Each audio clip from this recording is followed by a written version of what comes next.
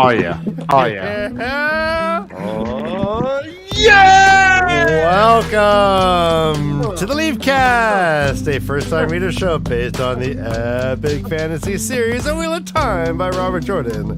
My name is Ryan, and I am currently basking in the glow of yet another book down in our journey to 14. 3 of 14, bro. 3 of 14.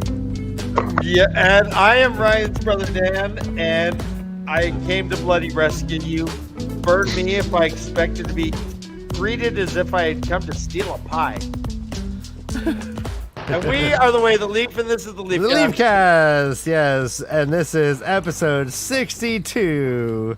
Count them, 62. We're doing the final 3 chapters of The Dragon Reborn. We have our intrepid guests with their dulcet tones and their wicked minds. Welcome, everybody. Wicked Minds. Glad to be here. Song by Chris Isaac.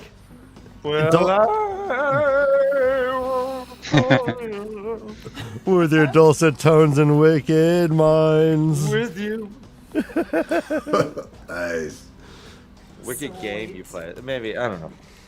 Hi, guys. Hi. Hello. Brother Dan, hello. Hey, guys, we did it. We We did did it. it. We did it. We did it. We We made done it. did it. We made it. We made it. We done did it. Done did it. We finished book 3 of a 14-book series. That's what, like a good 80% of the way done through the series, right? Maths. Yeah. Hey, before we get into it, It's I want to 1% tell everyone, no. my doctor has advised me to not continue with the show. He said my liver is the size of Kansas, and I said, no! I will prevail. I will continue. The way the Leaf does not run from medical emergencies. I think the term you used was your liver could feed an Inuit family through the winter. It's all the We won't drinking mind game. if you drink water instead of liquor this time, brother Ryan.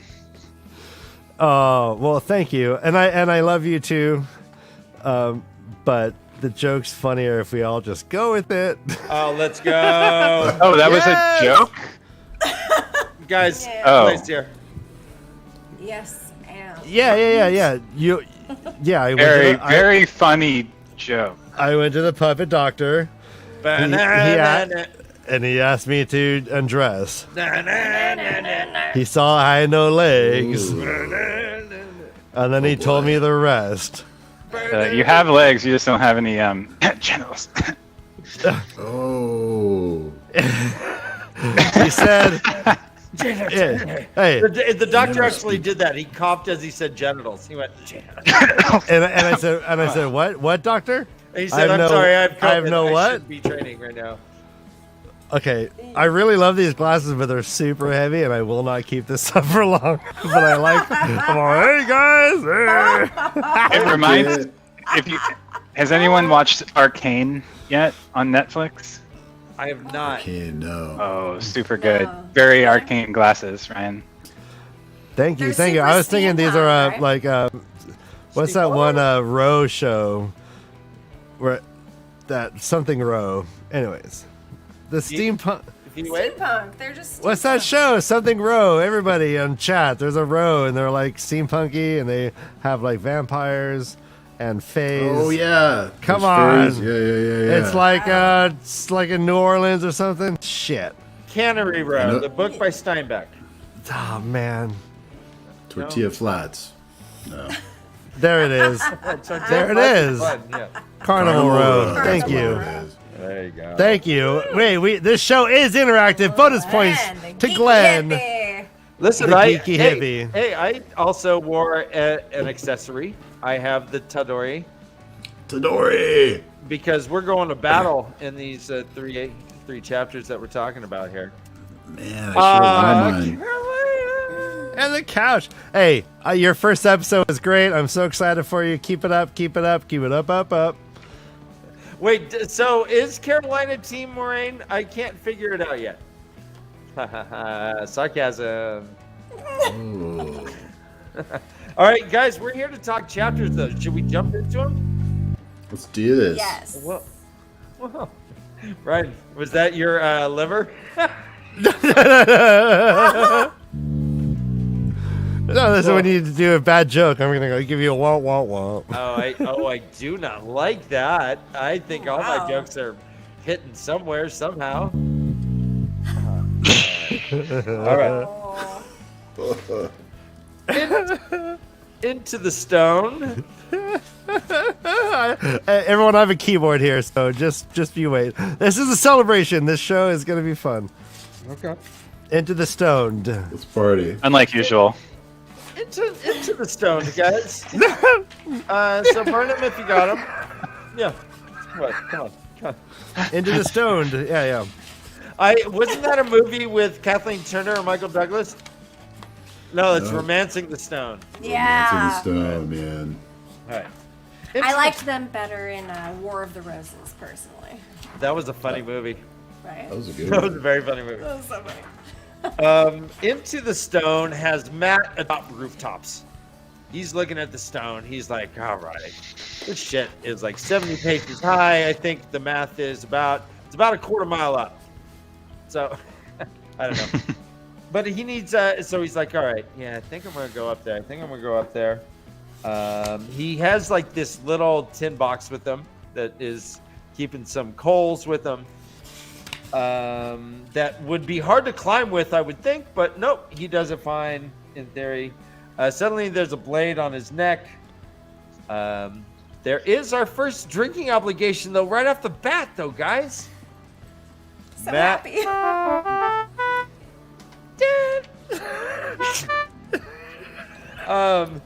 It is, so Matt is talking about just how hard this whole thing is. And he says, I'm going to want a kiss from all of them, even 90. You know what? Anytime that you have non-consensual physical thoughts like that, we must drink to, kill our guilt, I guess. Kill the guild. All right. Suddenly, Matt's got some blades on his neck. He kicks a couple butts, but a bunch of more blades. butts. I want some butts. You kick some butts? What? Okay. Top Gun, baby. I want some butts. And he is surrounded by some IEL. And then Julian Sander comes up. He's like, haha, I got the drop on you. What? There's some IEL behind him. He's A like, flock of IEL behind him. a flock. Flock. Oh wow. You know, it's funny. They don't ride horses. How'd they get there? They run. They run, yeah. I ran. They're a flock of IEL. And they all have like their hair kind of da-da-da-da. Oh, walk along the avenue. Da-da-da-da. Right. They're veiled. Give me the boom, boom, boom. All right, thank you. You're welcome. I heard it. I take requests. I really think that's gonna grow on me. Like a All right. wound. So, like bacteria. All right, so guys, let's talk about. There's a whole committee up on these rooftops. When Matt looks up later, he sees about 100 scaling the wall, getting up there. Before we go on too long, I just want to point out in the second sentence of this chapter what a beautiful idea this is. Matt decided as he peered into moon shadows. Nice. I mean, again, like, so descriptive of, like, what we're about to come out of. Like, we've been in moon shadows the whole book, and I feel like light is about to be shined on a bunch of things. It's kind of...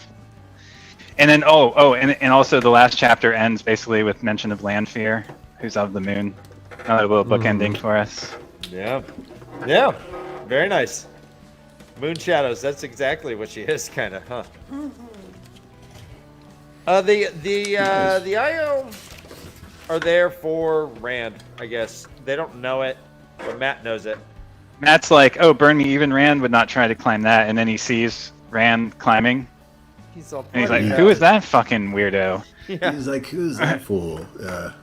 He's all Another like, moment of like the age lace bubbling to the surface.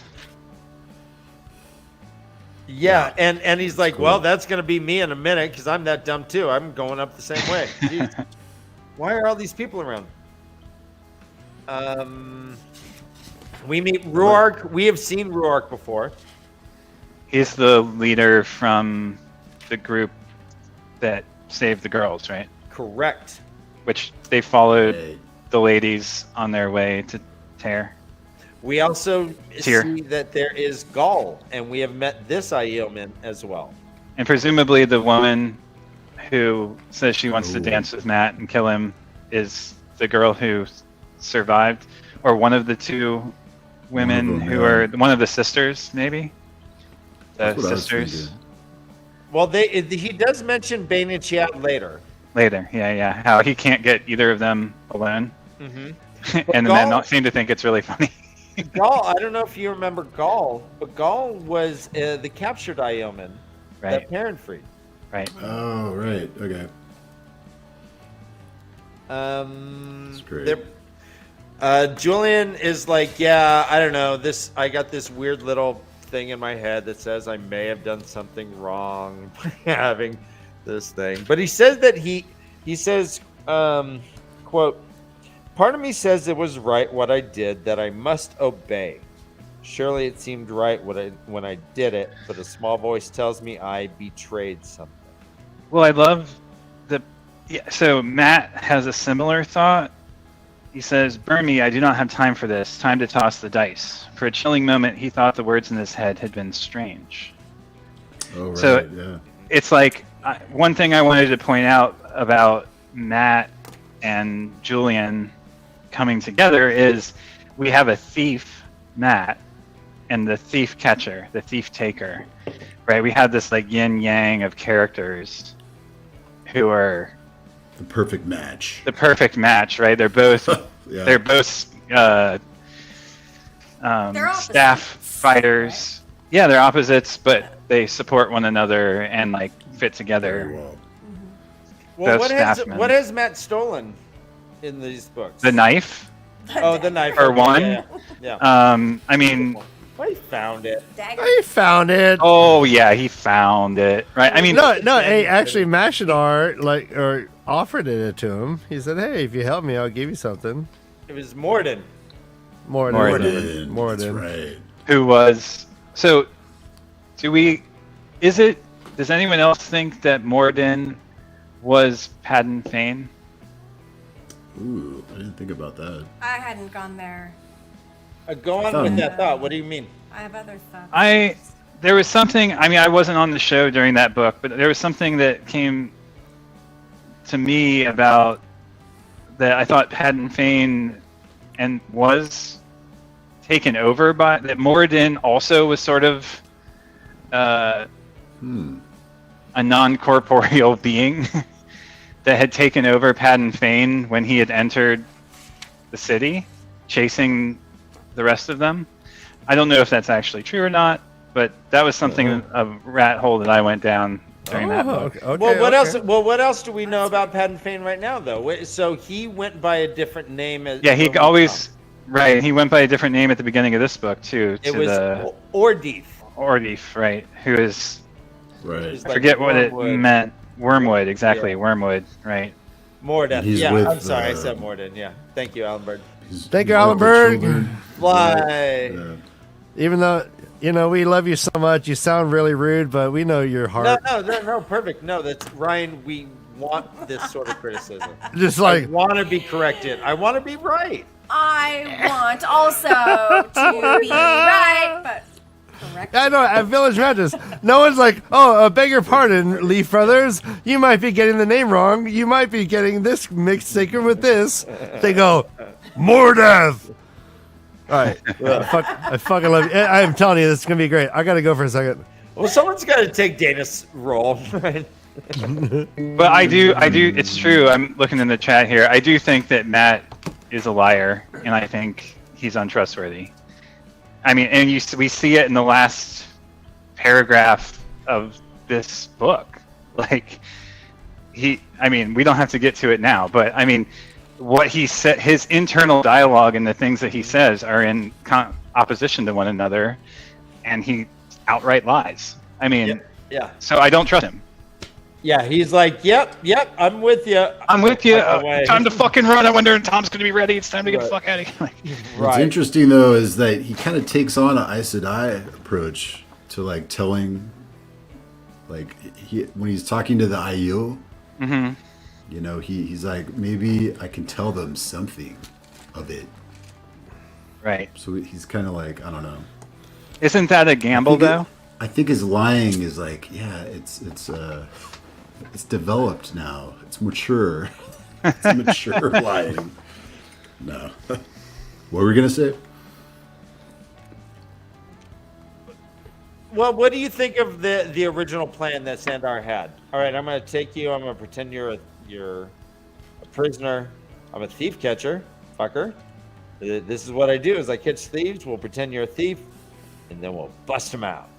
Right. And Matt's like, "Yeah, that's pretty cool. Let me just Try this other thing that I had in mind. I'm not going to tell you about. Well, and he Yeah. said, you know, I worked so hard on it. I really don't want to leave it to waste. Yeah, it says, He's like, Yeah. yeah, sure. That's a great idea. Yep. so he blows a hole in the whole wall, jumps out, battles like some defenders of the wall with his quarterstaff. So then Sandar's right there. They're like, okay, well, I guess fuck that plan. I like too how the blast itself is still a mystery to Matt, right? He's like, how does that happen? Like, Right. He still doesn't really fully understand.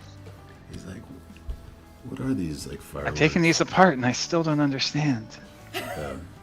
Such a foreign thing to him. Anyway, He's just stoked he can make something explode. it's like I could destroy it. Such a like typical Pyromaniac. I can make things go boom. Yep. Anyway, Well, it was effective. I mean, it was. It certainly worked. It blew a man-sized hole in the wall, and he did catch them off guard. Half of them were kind of like in their small clothes. Let's have a drink. And I think I'll point this out now, and we can talk more about it later. But I love how you see here. I don't know what we want to call them. I've called them the teeth of the wheel. Maybe it's TAVERN moments. If you want to call it the age lace? But like we see now that the moment that Matt obtained the fireworks. Ryan, can you turn your headphones down a little bit? I'm hearing myself echo. Yes. Ryan. We see that the fireworks become a part of the plan that allow Matt to gain access to further the convergence of all of these storylines and Rand's ability to take Kalendor and embody the Dragon Reborn, right? So it's like even the fireworks, him saving this random woman essentially. He comes with the boomsticks, yes. Saving this random woman is an essential part of the teeth of the wheel, like grinding its way forward and perpetuating the story, the unfolding of the age, right? And there's a lot of other things like that we see revealed, I feel like, through these chapters. They're just like all these little bits that we wondered about and were kind of mysterious and seemed disconnected that become essential moments now that feed forward the turning of the wheel and the revealing of the age. Like, I don't know. There was just so much stuff like that in here. It's deep and complicated. Yeah, woven very intricately. Yeah, Well done, Robert Jordan. I agree with that as well. And what we had was these three very divergent storylines that all met up in here. They were all based on. And really, go ahead. I was just agreeing. Like, and really, it's four. It's Matt, Perrin, and Perrin, Moiraine, Matt, Rand, and the girls. Yeah. Right, all. And if you count like the Aiel and Sandar and like so many other things, all kind of like spiraling in and converging in this final 3 chapters. Right, Ruark was the one who helped save the girls. Is now on And the rooftop. Perrin releasing, you know, Gaul. him from the cage, and like again, all of these moments that are like seem so disparate are now like linked in the narrative. Converging. Fold, Just converging all together, yeah. Excellent. We jumped to a quick. Oh, go ahead. Go ahead. It's a silly thing. I was like, oh my gosh, thinking about Perrin, Matt, Rand, Nynaeve, Egwene. And I wrote down all the initials and I was like, that could make a really cool word. So, you know. Ooh. And what did you find? Yeah. No, I didn't explore it. I was just like, it could. I don't know. Maybe that's the secret to the wheel. Pern. Chat, go for it. 43. 42. Right. I don't know. No, Is that that what you're doing? You're doing numerology. There could be something there. Maybe. There could be an acronym. Could be an acronym. know? Pern. Yeah, I was like, Perm. Prem. Fremen. All right. I feel like putting the 2 M's together works. No, it's there. Robert Jordan does those things, man. Just like with land, you know, Lake of the Seven Towers. Mm-hmm. The acronym for that is LOST. What? Yeah, land I of did not know that. the Seven Towers. Like, Or yeah. Lake of the Seven Towers. No, it's there, man. You'll find shit like that. Robert Jordan's great. Yeah. Yep. That's I'm beautiful. looking, yeah, I mean it's constantly a puzzle, right? So I'm looking for things all over the place. I don't know about you guys. It seems like you are, obviously, I'm gonna do that after this. Guys. right? I'm gonna do that afterwards. I'm gonna Yeah. put all their first letters of the names Nice. together. So there's a quick little thing of Rand. Rand is in the Stone of Tyr. He hears the alarm gongs that were sounded because Matt blew a hole in the wall. And he's like, I'm going to go finish it. And then it cuts to Egwene. She wakes up from being kidnapped and shit. And Nynaeve and Elaine are there. They're like, all right, yeah, we all got beat up. And we're all shielded. There's someone sitting outside shielding us. And they were told that they were going to be bait for Rand. They're just sitting around being bait, but they have 13 Muradral that are on the way. Is it true that Matt has always been lucky, Ooh, yeah. as he says about himself? I'm not. Ooh. Nice I'm not dagger, entirely KayK. sure. I know that Miss from Dovey what- pointed it out. I don't know before what we saw whether he was lucky or not, but from what we've seen on page, he, he obviously wins a lot more than he loses. Yeah, I can't remember. If that's It just made me want, like, again, is this another of his, like, the opposite of self-aggrandizement? You know, like, I don't know. But maybe he didn't realize that it only worked on games of chance. So because he kind of mentions that later, he's like, it's got to be random. That's got to be random for my luck to work. If there's any sort of like skill involved or anything, it doesn't work. So if you don't know the parameters of hello, Dana Lulu. Hi, How are Dana you? So if you don't know the parameters of your own Dana.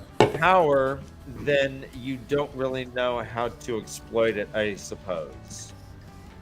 Yeah. I don't know. Yeah. Like playing pool, your luck wouldn't really work because that's a skill-based game. But just throwing dice, that is what? Is that that's a really good point, Brother Dan Sound. Yeah. Okay, good.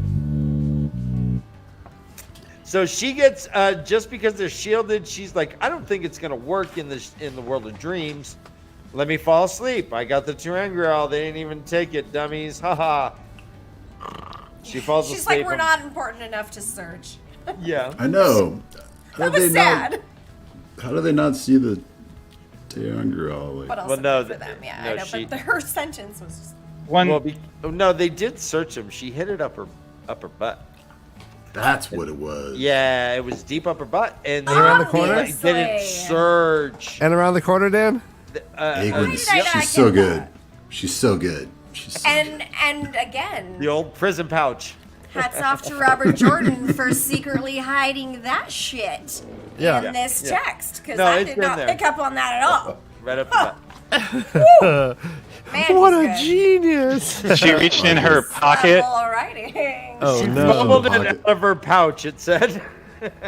All right, RJ I do speaks want to in point code. out one other thing that I will circle back to again later, which is the parallels between Matt traversing the top of the wall and Yes. Rand's later walking along the razor's edge So good. between non-existence and existence Uh, as like again one of these triangulations or parallels, whatever you want to call it, between Rand, Matt, and Perrin and what they're doing in these last few chapters. all right. See you later, Eminem. Perrin is walking that line between going too far into it in full body and not. All right. Yep. Right.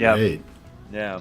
Yeah. Hopper's Or like, becoming yeah. a wolf too. I mean, he lets Yeah. himself become a wolf in the wolf dream, which is like so much further than he had ever been willing to go. And then later bars his teeth and like doesn't have those second guessing thoughts in himself of like being like, I've let go, because he's in love essentially and like fighting for his bride or Yeah. whatever you want to call her. You or just his feel like loved by one. any means necessary. Or something is something. No, that's great. Egwin goes into the dream world and she instantly goes to Kalendor and she sees Joya Bayer sitting there just looking at the sword. It's got to be beautiful. So many people dream about looking at this damn thing. She's looking at it and Egwin throws a shield on her. Wow! Take that, Joya. Joya, rather. Joyer. What am I, from Brooklyn? Hey, Joya! can you give me that towel? Joya. Well, where have you heard that name before? Okay, said I. Oh, we talked about this. I Talked think, about this last with, Yeah, episode. with the daughter and the. I Right, think it was Egwin's the second daughter. arc, right? Yeah. Egwin and Rand's daughter. Do you think First- it's a first- coincidence first- that- Was it the first one? The first ring, yeah. Yeah. Okay. So yeah, the woman who like Yep.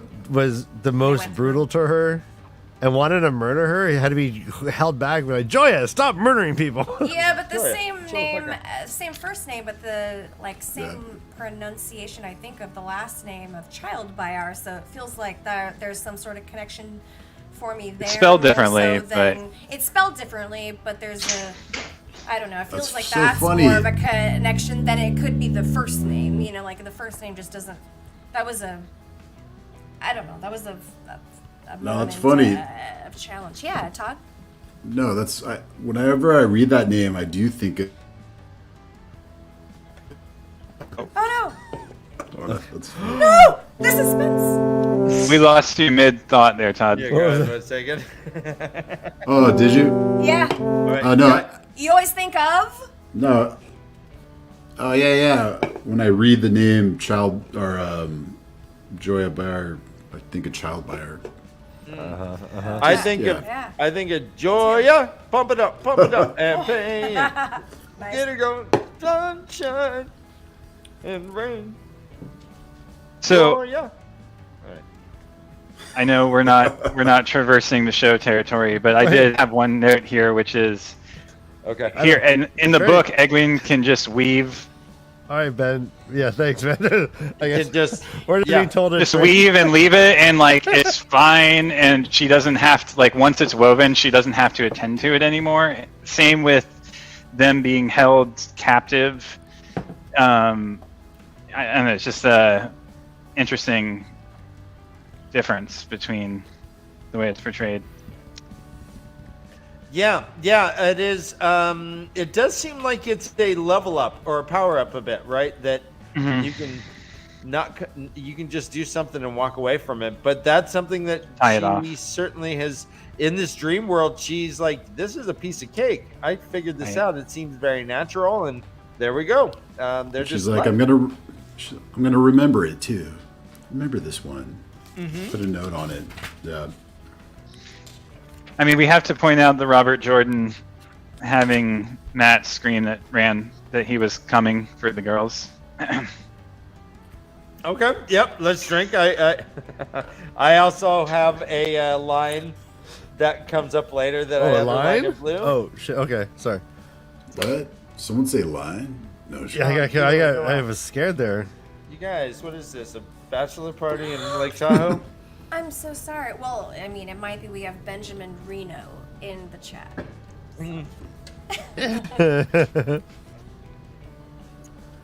Could be a Tahoe thing. Yeah, she has done it before, and this is her like trying it again. Wait, Yeah. can you, Dana Lou? Can you tell us exactly when she did it before? I vaguely remember it happening before. Oh yeah, I think she did it back in book 2. Yeah, she did something with a lock or something like that, didn't she? Is that when she tied off Rand's heart by dissing him and leaving him? No. Nice. Okay, where's your wah wah wah sound? Oh, yeah. You earned that one.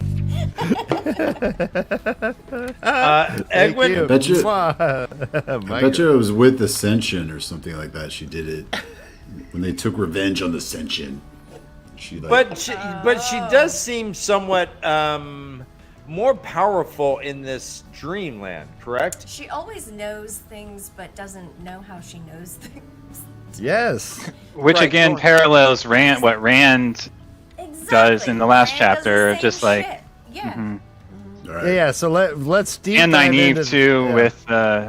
Sorry, Ryan. Go ahead. No, I was gonna say I'm hoping to really deep dive into that concept when we get to it, because Indeed. yeah, Kay and I were talking about it. I constantly wonder about it myself, what it all means. So yeah, let's get into it. But yeah, like there is that parallel. It's cool. Old Brother, blood. go on. Agreed. Yes. Well, I have some other thoughts about Rand later on, but that I want to get to. I mean, that's in another chapter. Okay, you're a little quiet. Can you? I'm Oh, gonna we're raise. not. I'm sorry. There you go. Let's raise your mic up a little bit. So, Is that better? that sounds good. Okay, I'll just sit up straight then. Egwin does do a little retribution. She's like, you know what? Oh, that's another parallel. This dummy whipped me hard. I'm gonna smack her across the hips a couple times as well. And even though it was a dream world, which may loosen one's inhibitions, it might be easier to whip someone in a dream world than it is in like real life. Yet she still takes the higher moral ground and says, "I'm not like you. You're trash. I ain't trash. Daddy didn't raise no trash." And then she just what? Oh, I'm sorry. Benjamin's saying whip me hard. Not yet, Benjamin. It's coming up. Totally. Not yet. Okay, he jumped the gun. Yeah, chat's usually a minute behind, but that was like 2 minutes ahead. I Go on, love. Josh. I was just gonna say I love the parallels here too of like that the girls realize they're bait in a trap, which we've seen in the dream world, and then Rand later on running through Balzamon's traps and springing them all and solving them without any work seemingly on his part, intuitively. Right. Like Right.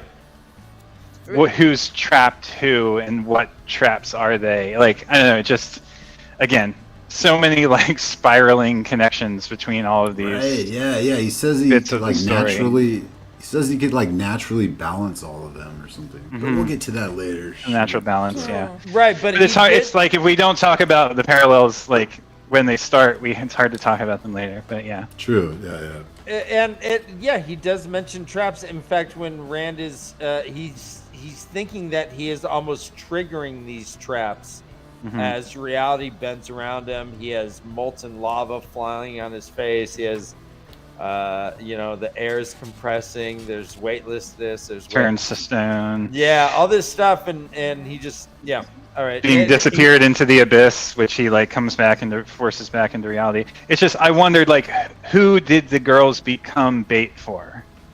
Was it for Rand, or did they end up becoming bait for Balsamon? They were bait for Moraine, I thought. Wait.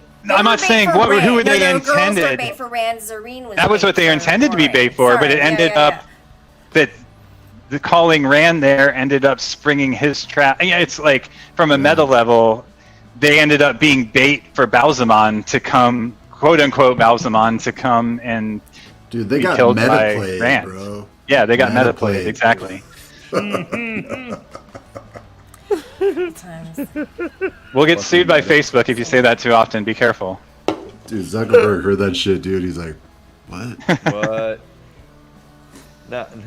Do we care? Anyway. Nope. Kidding. So we jump to a parent chapter that begins. Here's the line.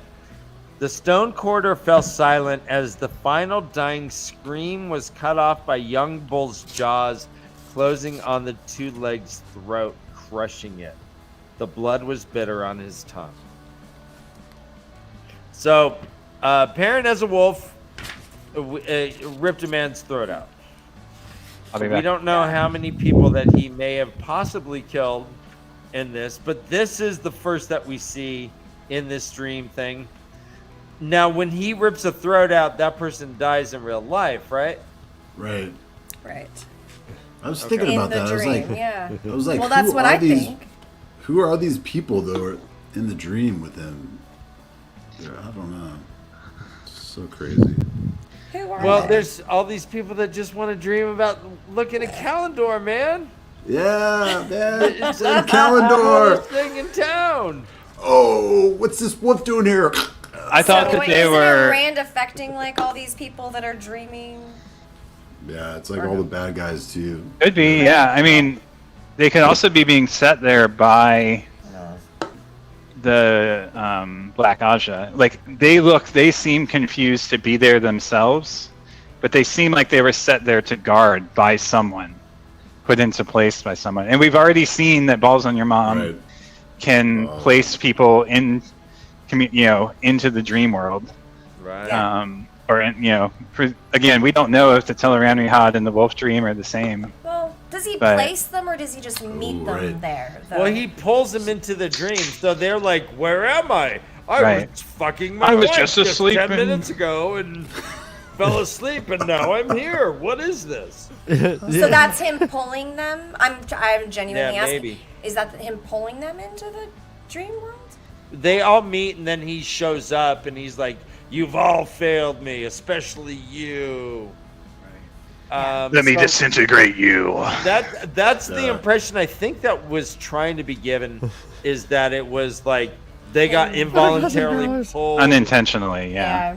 into Wait, Yeah, are I you did saying that feel unintentional. these growlers and have involuntary. dreams? the growlers, that- the Dave Growlix. Are the Dave Growlers? Do they Dave Growlers have dreams? That's what my sister called them. The Here's Growlix? this- Dave Growlix. Here's the sentences. So, Hopper's teeth buried in his throat had smelled rank with fear as they fought. They had smelled confused. He did not think they had known where they were. They certainly did not belong in the Wolf Dream, but they had been set to keep him from that tall door ahead with its iron lock, to Right. guard it Right, at least. there it is. They had seemed startled to see wolves. He had thought they had been startled at being there themselves. Right. Right. And yet the wolves tore him up, and I'm just wondering what is the canon for that? These people do. Well, we already know that right? Perrin woke up with the blood, right, of the random foreigner in the yellow clothes that the shadows pulled the skin off of, right? So it's like we know in the Wolf Dream too, like in Teleranrihad, what happens to you can affect you in the real world. Yes. So, presumably, yes, they're dying in the real world too. And Hopper's always warning him of the danger. Right. If he was like invincible and just kind of cruising The around, danger is watching, real like, here. like why would Hopper be constantly be like, "What are you doing? Get out of here!" It's like bad people, blah blah blah. So the assumption is like, if you die there, right, you die. Do we all think that if you die in this world, you die in real life? That's what it Seems that way. Yeah. I mean, you can't. Yeah, like we've talked about like your body. If you're dreaming, your body doesn't get nourishment, right? So you can't like live on forever just in this. Is this? Do we have to drink for this one? You're here too strong. What does that mean? Nope. What is that? What is Nope. that? That's what she said. Oh. Okay. Oh, you don't know me. I'm gonna Or reserve he, it. Ryan, or he said. You have spoken. Once. Or they said, or them. Okay. Well, I said. cannot speak from that side of the experience. I would be falsifying my real story. You don't have a fucking imagination? I have tons of fucking imaginations. My Keep going. gosh, I'm on a Joshua. giraffe. On a safari. What? Broshua. Kay? Broshua. Does this show look like there's no imagination? No. I mean, That's what You don't want me to answer that question honestly, do you? Oh goodness gracious! All right, so let's just talk yeah. Perrin. Let's just talk Perrin's story arc through the end of the book. All right. Let's do Perrin this. is chasing Fael. I'm coming for you, Ryan. He jumped into this room that she I'm coming was. for. All right, I'll wait. It's Sorry. my time, ladies and Sorry. gentlemen. My time. My Brother time. Dan, I'm listening to you. All Brother you Dan, let's Wait, just Dan, do you the were- show together. You were Sorry. talking? Go Brother ahead, Dan. and Sorry. I are we're gonna I do the will rest of the wait. show. I don't want to interrupt your interrupting. Sorry. Thank you. Dan, can I call you Dan because you're such a great recapper? like- Yes, you. Read no, Recapping no, Dan, no, no. Dan. No. like Dapper Dan, but recapping Dan. Yep. I prefer a more like ancient title, like, Rodan. No. Like in the old tongue. like the guy who's up on the mountain, like the prophet. How about Dan the prophet? Moses? No. Damn. Yep, But yep, that's me. but all you do is talk about shit we just read. Yep, I'm the The unprophet. making sure you're understanding what the other prophet was telling us. He's a recantor. Oh, The instead tour of guide. no, yes, Nice. Recantor. nice. Recantor, I like that. Top for the That's win. Dan the recantor. Tadori. The recantor. Cheers Wow, to it's taken us that. 3 seasons to get to that. He's at least a cantor.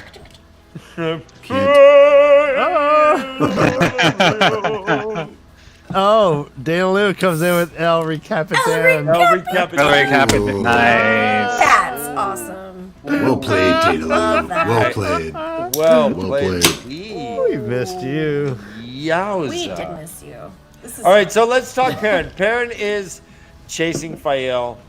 She is going through various scenarios where she's like, Perrin, I knew you were there, boom. And then she's gone. One time he... Oh, go ahead. Oh no, she's silly. What? I was gonna say she's so- just stupid, but she's silly. Well, I mean, it's she's not just her silly. fault. Yeah. Well. Well, It's is it? not? Is it? Is she What? using the bolt? No, I mean she was sent there, because she ran into the trap for Maureen, but then like Perrin goes hedgehog after trap. her, and the hedgehog trap. Nice, I like that. The hedgehog Gets you every trap. time. No. A cute little hedgehog. You're like, oh, look at this. He did start off as a wolf. He's like, we hunt, brother. Yes, let's hunt. They tore up some guy's throat. But then next thing you know, Perrin is a man, and he remains a man for the rest of this journey. He has the hammer at his side instead of the axe. Again, Brother Dan, do you think his mouth and jaw and throat are just completely covered in viscera and blood? I think no. I think when he delicious. transforms, he's probably all clean. Okay. But the wolf next to him is completely just Battle, gory. Just battle, gory wolf. bloody. Yeah, battle wolf style. Battle. Ooh, nice.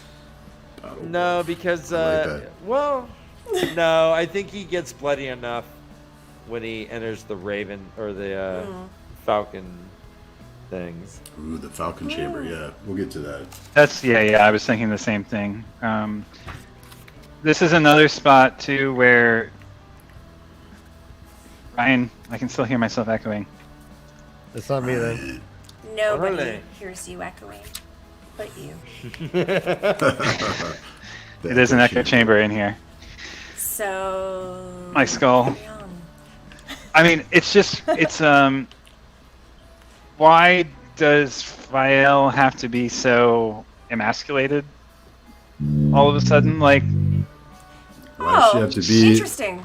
why does like she I have don't to know, be it just was kind of chained? disappointing. Yeah, naked on an altar, chained. All like chained to this like stone. That I hadn't yeah, actually really. thought of. Guys, honestly, there was a choo-choo train coming down the tracks in a black and white. I've got you now. The man had a twirly mustache and a top hat. now it's going forward. Now it's going back. Okay, I have a child. But anyways, Well, he It's a bit, so that yeah. he had saved her 2 other times. One was breaking her out of an iron cage once, much like the one that had held Aiel and Raymond, and once breaking open a steel chest with a falcon worked on its side. Right. So I guess here's the question: this was a trap set that triggered that Fael triggered instead of Moray.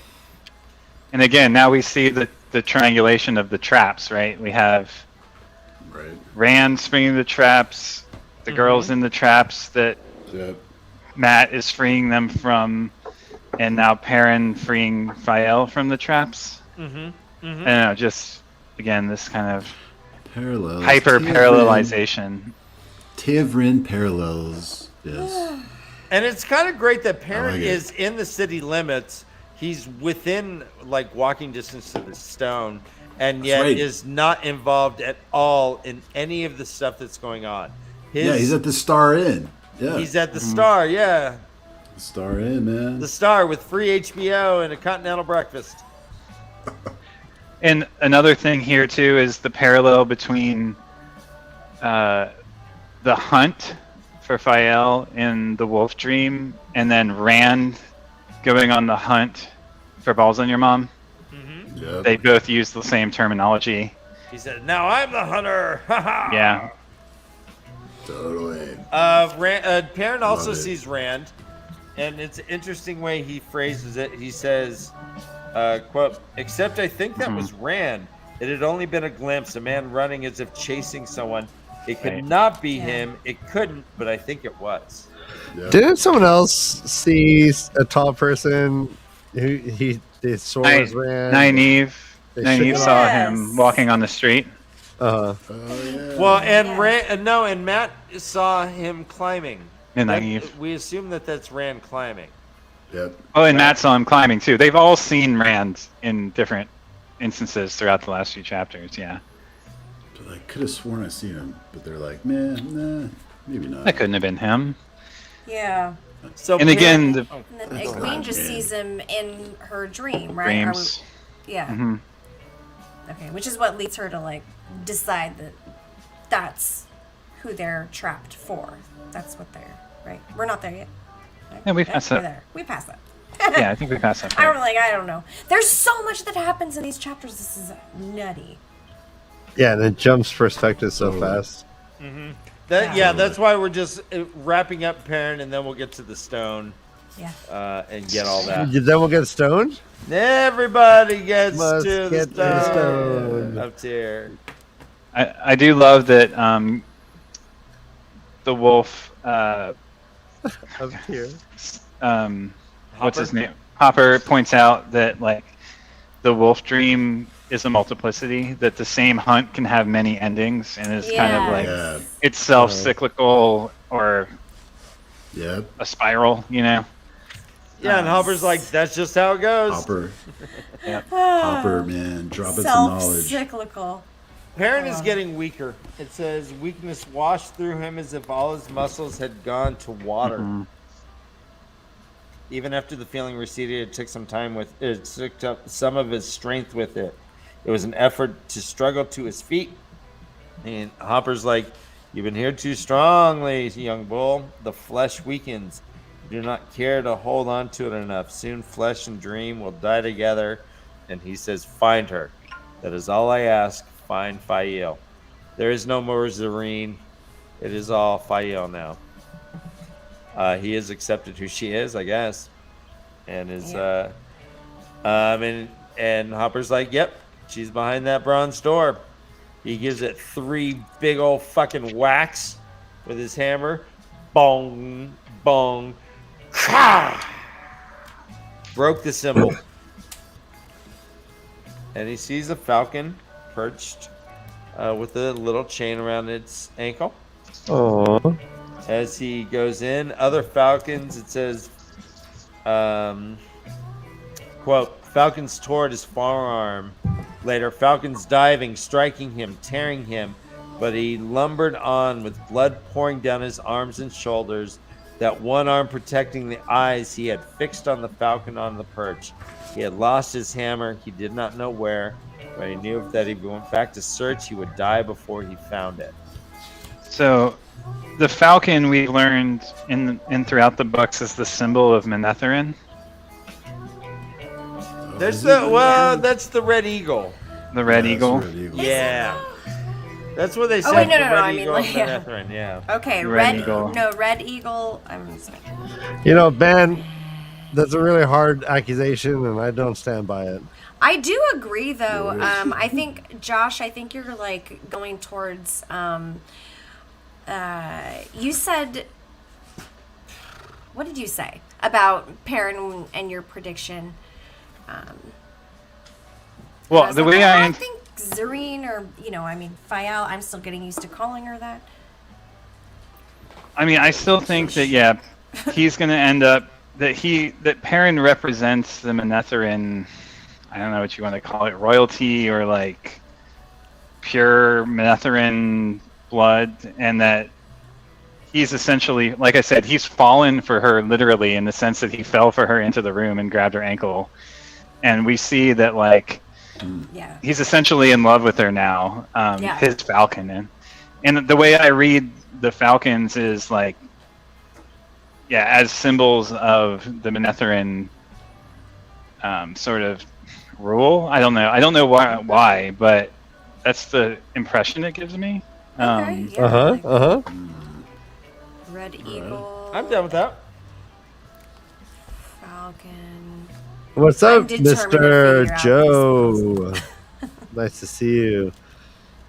Hey. So yeah, you're basically like, if the wolf wants to have, like, a wolf and a bird cannot have relations. They're both hunters, right? They're both Predators. predators. Gonna walk right past. Good.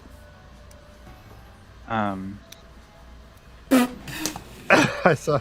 And the falcon and eagle are both, birds of prey. Birds of prey, yeah. This I love particular too falcon- that Perrin shatters the chain with his bare hands, like Egwene did with the one power. Again, just all these parallels, like between all the characters and the moments of the stories. Just cool to see it all get kind of tied up.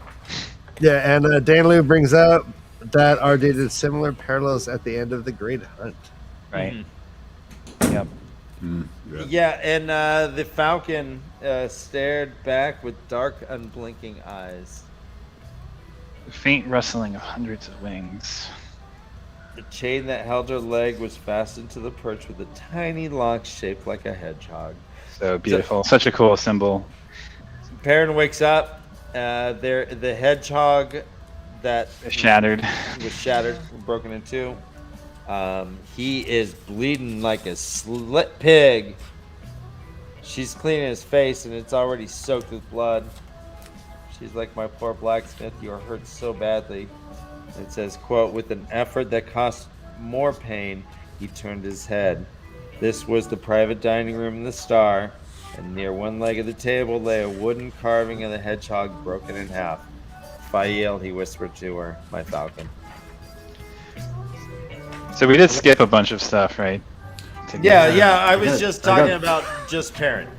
Yeah. We were just finishing up Parent, then we'll go back to the stone. Is there anything that we wanted to talk about with Parent's arc? It pretty much ends there. True love, he risked his life for her. And it turned out, seems like, okay, he got some cool scars. Chicks dig scars. This is all good. It's very romantic. What did you guys think of Loyal when he said, no, Parent is not right. She is always so free. Right? Wait, what does he say? Yeah. When Right before Perrin throws himself into the room. Yeah, Loyal and Fael have a really interesting relationship. And then when Perrin said, I'm going in, protect me, he said, no Murdral nor the Dark One will enter this room. Oh yeah, that's a great. As long as I'm alive. One of the greatest moments of Loyal's arc happens right then. Well, and just that we learn that, we see that they were these indefatigable fighters, essentially. Like, that's right. That they're I forget what the exact wording is, but an implacable enemy, I think, is what the terminology is that Robert uses. Yeah. Implacable. Yeah. That was a great part, though, Ryan. Fuck yeah. Thank you. Yeah. Yeah. I think Love when that part Josh as well. first joined the show, people thought he was an implacable enemy, but he's come around. Just like into Lost, like all the evil characters like come around and you see a soft side. Not Ben, really. Come on, we're arcing season 3.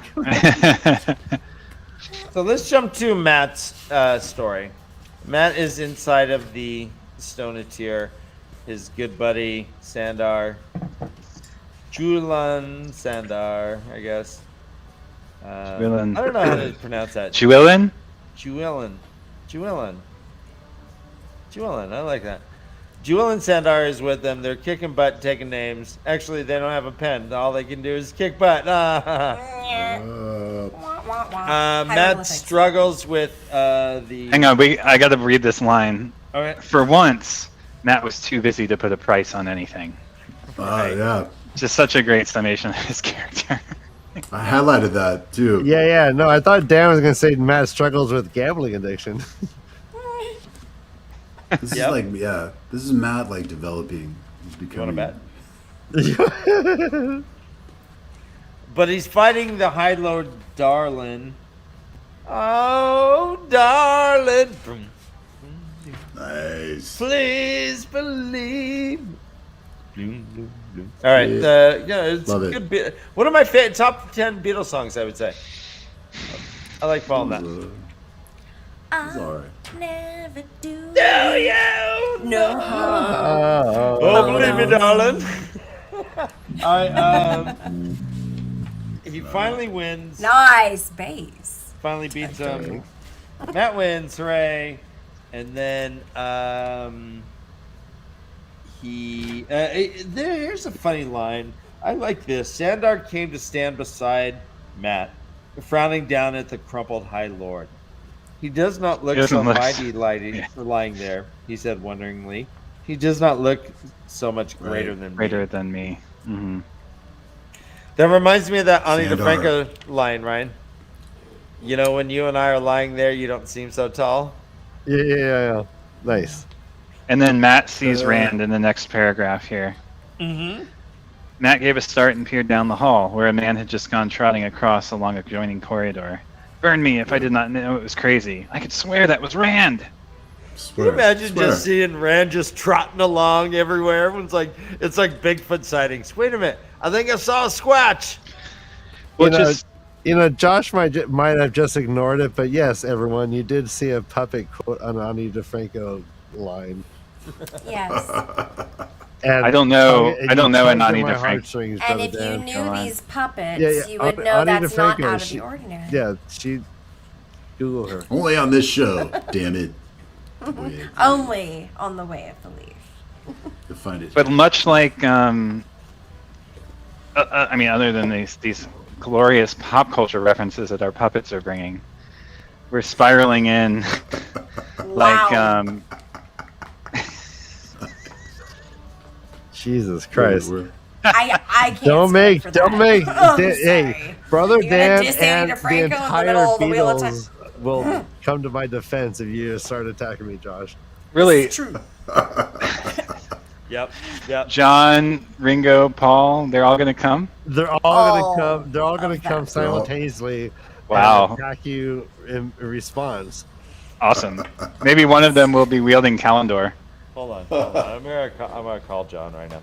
Hey, John will be They're not watching reading this. calendar. Dad, you told me they were watching. There's 23. You were I supposed to thought call him 4 of them before were the Beatles. show, Brother Uh-oh. Dan. Hello, Brother Dan. This is He's a great show always- you're doing. Why are you calling me now? They are watching. Yay. Yeah, I just want to make sure you're watching, John. One misses for the world. It's the last, it's the last 3 chapters of the book. And I mean, I don't go out in public very much. I get embarrassed, so I just Public. hang at home and watch YouTube. Hang out.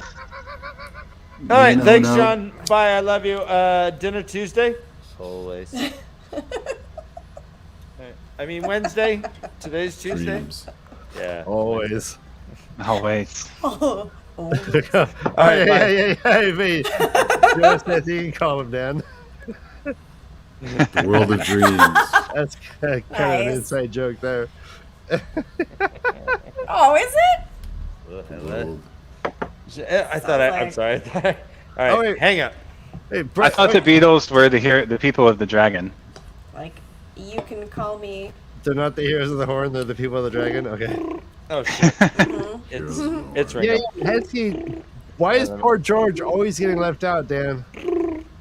He's in Oh, the you- shadow of You didn't hear? John and Paul. George died several years ago, guys. It was in all the papers. Yeah. Hold on. All right, it's Ringo. Hello? Hang up. It is I, it's Ringo. And I want to be on your show.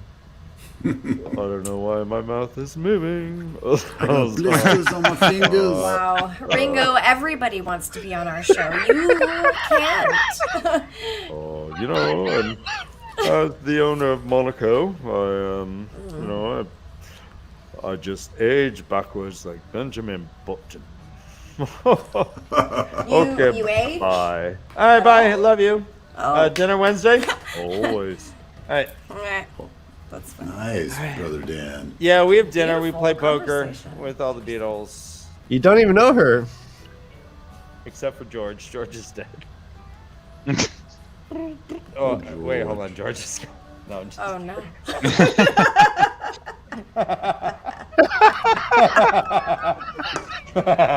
Thank you, Kay. Need- Dan, I need a break. My hand's numb. Well, I'm not Luigi bloody board. hero, Ryan. I got blisters on my Hey, fingers. we're at the end of the chapter, I aren't we? was just going to say that, Todd. Yeah, you I know got blisters on my it. fingers. All right, let's And just say we're hi to doing Baka Beatles Crew references. 0205, who is Lady Catherine on our non-reader Oh. reacts series. We've known her a brief period, but the world loves her. Hello, Love you, Lady Catherine. Catherine. You're amazing. Lady Catherine appreciates you. Lady Catherine speaks in the third Cheers. person. Lady Catherine is amazing. Approval granted. Oh, thank you. All right, yeah, let's go ahead Lady and let's Catherine. finish up this chapter.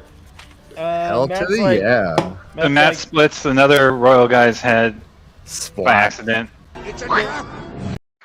he's like, time to go. Oh. Oh shit! It's like a Return of the Jedi when Han Solo fucking hits Boba Fett like in the back. He's like, Uh-huh. "Oh, fat, where?" And he gets him like unknowingly.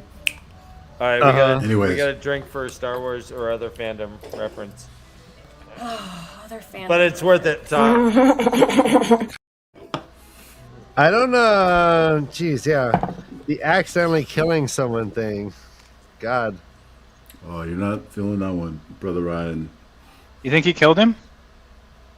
No. I was like, oh, you just like it almost sounded like he was just like kind of like put his quarterstaff on his shoulder, just be like. He did. He just like slung it back and it hit the guy in the head who was about It to just split his, happened to stab kill him in the back. well, here's what happened. He didn't Quote, kill him. He knocks him in the again, and then the guy falls over his sword. But I don't think It's either like- of them are dead. And then he It trips says- over a dead body. Matt's staff had split his scalp. Hastily, Matt poked him hard in the stomach with the butt of his staff to bring his hands down, then gave him another thump on the head to put him down in a heap on top of his own sword. That fucking killed him. Oh yeah, on top of his sword. Yeah. He hit him so he couldn't even protect Well, him. isn't that what he did to Death blow. the other guy in the bar too? He like knocked him over into his own sword and killed him. Yeah, he's a death machine with that quarterstaff. He is a death machine. That's for sure. No, that's right. He is lucky. He is You know what I lucky. mean? I'm a death machine. Ah! My name is Matt. I'm feeling it. How? The quarterstaff. I'm a death machine. How? I'm That's feeling it. the highest one can go. How? Whoa, that's really Jesus. Todd, how high can you go? That's about as high as I could go. That's about it. That's about it. It's Sam Elliott. How high can you go? I can do this. Deep voice. Hello. Josh, how high can you go? I could do falsetto high though. No, you can't. Yeah, you sound like an asthmatic right there. It's just like a hot tone. You're like, Give it to me, Josh. Give me your high tone. I ain't got one. You got one. all right, yeah, No. Daylin's on. She's there with me. That was slapstick. That was kind of dumb. Thank Yeah. you, Daylin. That was slapstick luck. Matt slapstick, yeah. for And they're sure. like, oh, he would have fucking killed us. Oh, well. My luck's the best. Huh? bloody this, bloody that. Yeah. What is this? Yeah. And he calls him the Very ragamuffin. English. And he's like, I'm the High Lord Darlin. I'm going to peel your skin. I'm going to watch. He's like, yeah, I ain't got time. Whatever, ragamuffin. All right, here's the reviews are in, Todd. No, No, Todd. Yeah. come on, Todd. bruh. Come on, bro. And then I could top falsetto in chat. LOL. Yeah.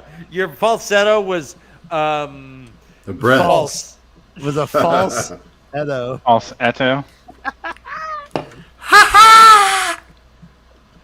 How about that one? That's a little higher. I think All right. You can't just. I'll practice. All right, The neighbors let's are like, take a "What the break and then fuck's we'll get going on in that into garage?" Bilal. Right, yeah. Pop with that like button. I hear that Bilal, like, in February has, like, 20-foot waves, bro. Like, crystal What's that? clear face. Go out to Bro. Palau, past Togo, past, bro. Right over some razor clam shells. too. Right, over some razor clam shells, past the Fiji coast. They've gotten a bit You're gonna shoot the crow, bro. fundamentalist over there, but just don't, drink alcohol. You'll be fine. Bella.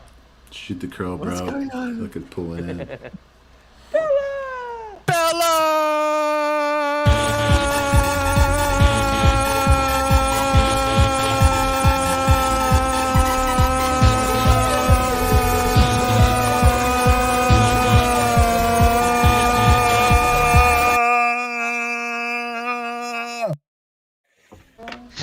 It was worth it, Ryan. It was worth it.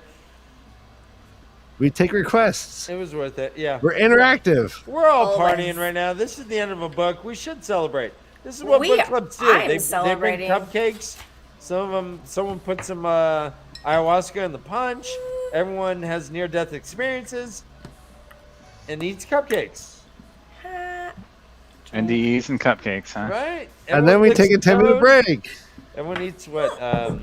Licks of Martin Sheen? And then we all take a break real soon. Yeah, let's do it. Yeah. All right, Just guys. a quick let's take one. break, and then we'll, 10 minutes. We got I time have this lots to time. say. All right, everyone, mute your mics. We have a new 10-minute intermission video for So you have some use for us then. Name yourself, good sir. Hearn. And your last name? Nope. It's just Hearn. Hearn the sniffer. And how are you useful? I am a sniffer. I smell violence and I can track down those who committed it. The old blood sings true. What? Nah. It runs in my family, actually. Some have it better than me and some worse. Ah, the wheel weaves as the wheel wills. Huh? I don't know nothing about nothing, but my father was known far and wide to be able to smell whenever someone was going to get fired from their job within the week. Fired? That's not so bad, thank the light. Yeah, but my ma had to smell whenever someone cut themselves shaving. Ouch! Oh my, that can't be pleasant. I know, but his brother, my uncle, was cursed with being able to smell whenever someone had sexy thoughts about. And then, my other uncle, my dad's other brother, could only smell when someone had. All infesting in their private area. Can't help it, it itches. Well, the wheel weaves as the wheel wills. Burn me, woman! Why do you always say that? The old blood sings true.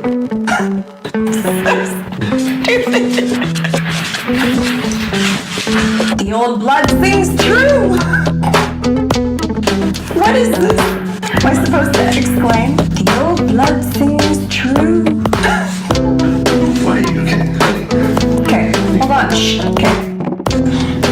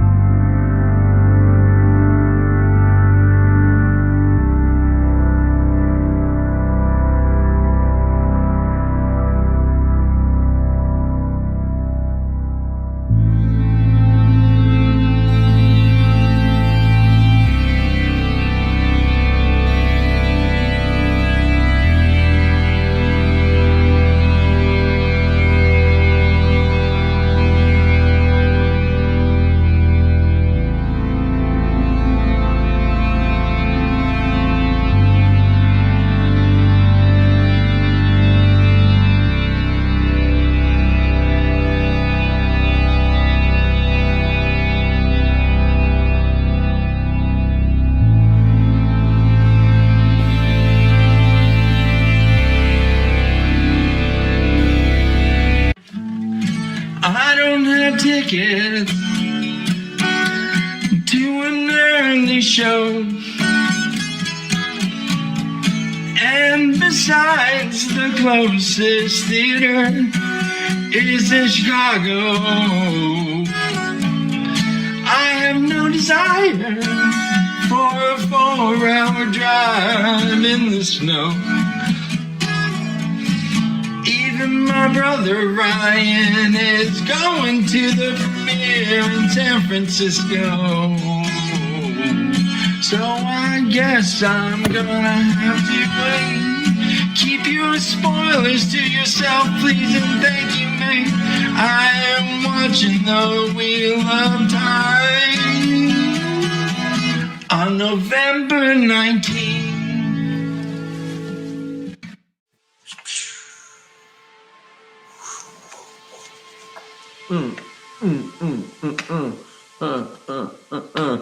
Devil, hopper, wind and fire. Wind and burn. I'm gonna see the world turn like a wheel in the house. I'm quiet as a mouse as I creep into a hole in your wall, just like I'm super small. You can just call me Jerry. And your Tom, you can't carry my water, can't carry my dick. That can't catch a toy on a stick. Word. Do another one. About what? Okay. Wait, hopper, dapple, burn a wind. I tried to do good, but I ended up I sinned. I put my pee out in the park. Some people made a dog bark. A cop came and he put on the cuffs. He grabbed me by the neck and he was kind of rough. He threw me in the car and he slammed the door. I was sitting right next to a beautiful young woman.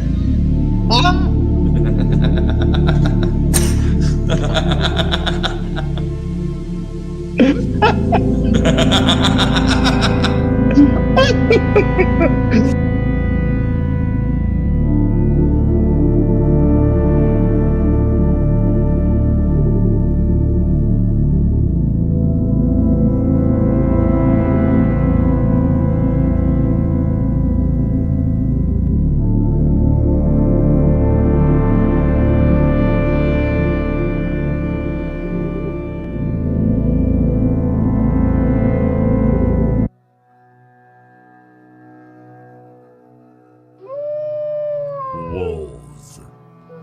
Bears. A winter that won't end. Crops that won't sprout. No storks at bell time. And now a warring guild. Now is not the time to change our leadership.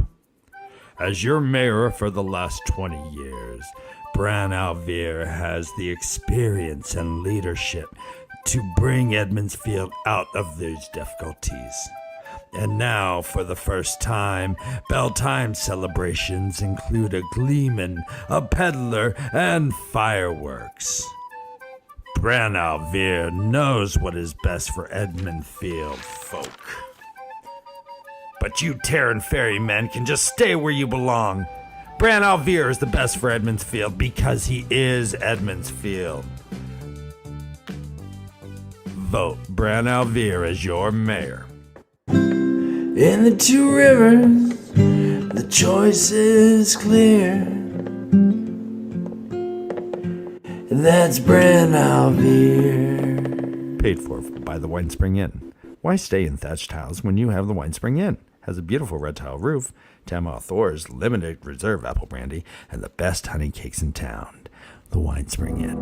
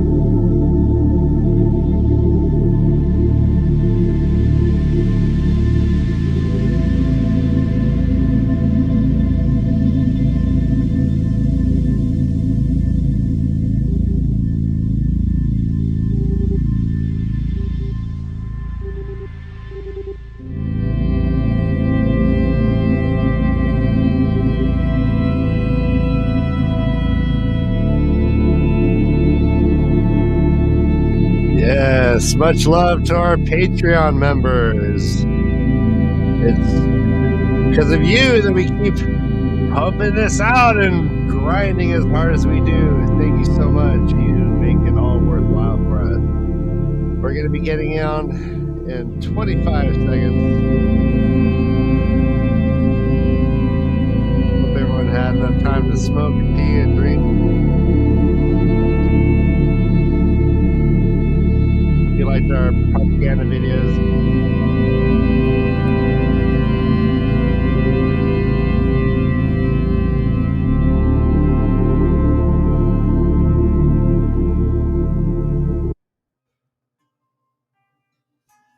all right.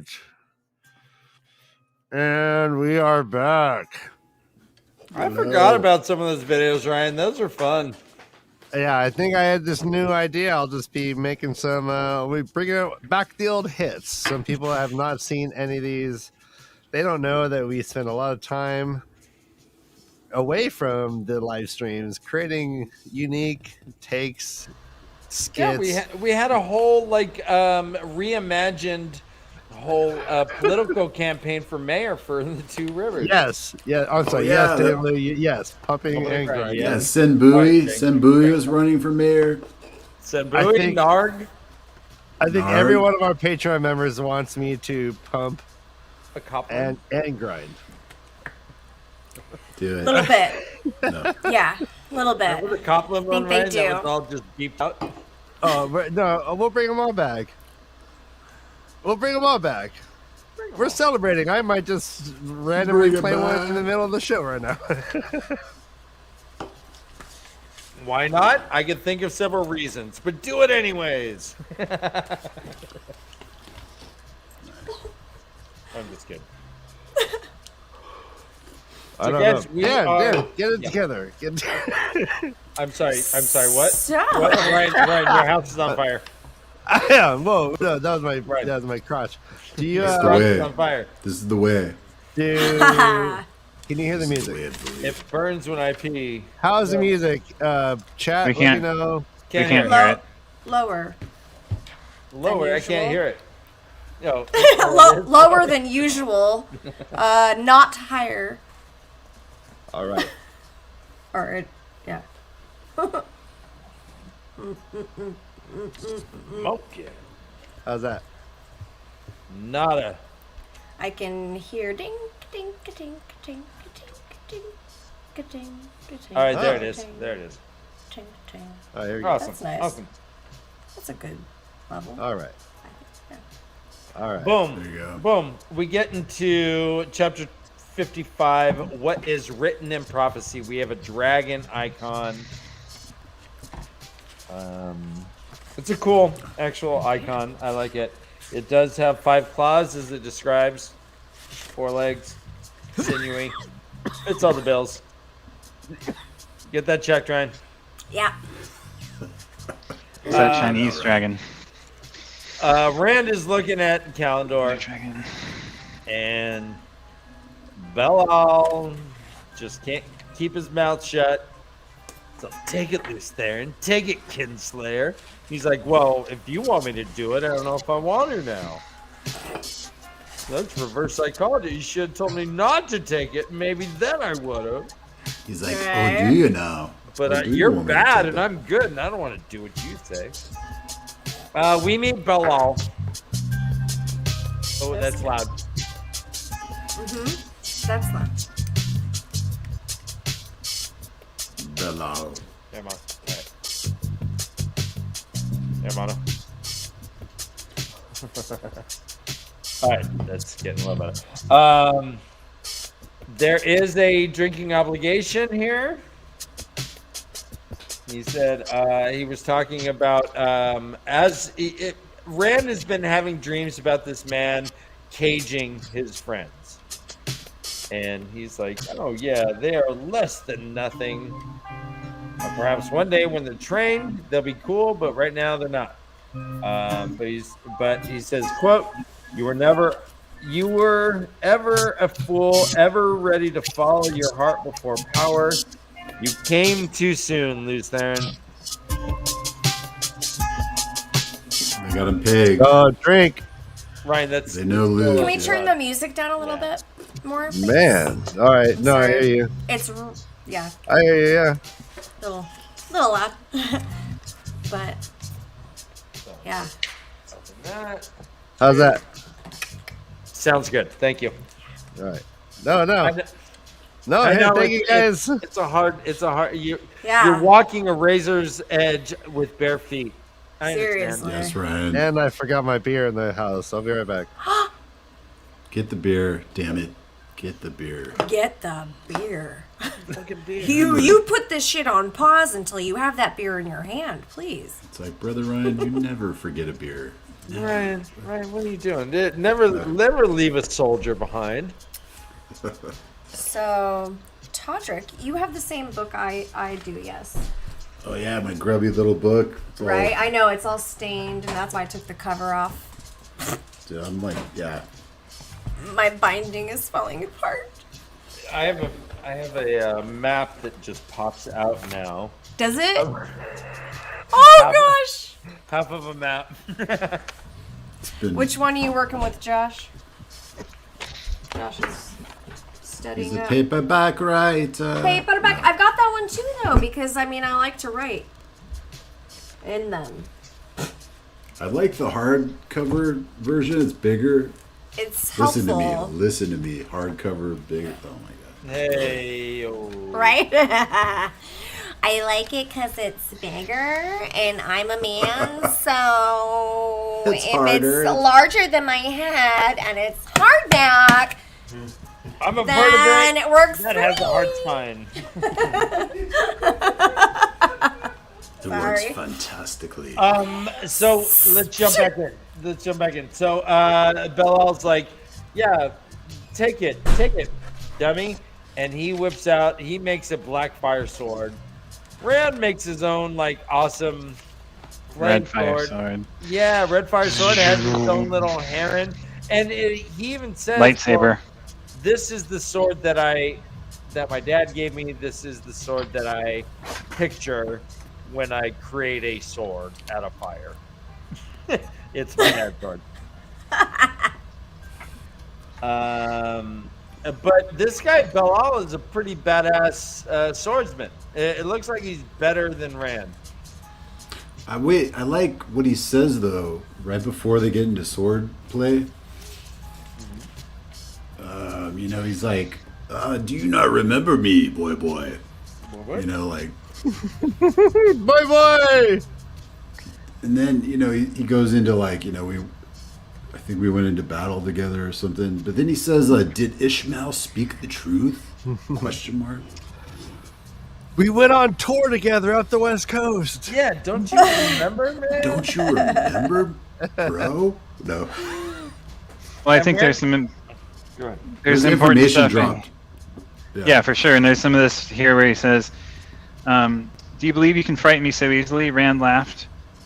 "Forsaken? Balsamon itself has hunted me. Do you think I will cower for you now, grovel before a Forsaken when I have denied the Darkman to his face?"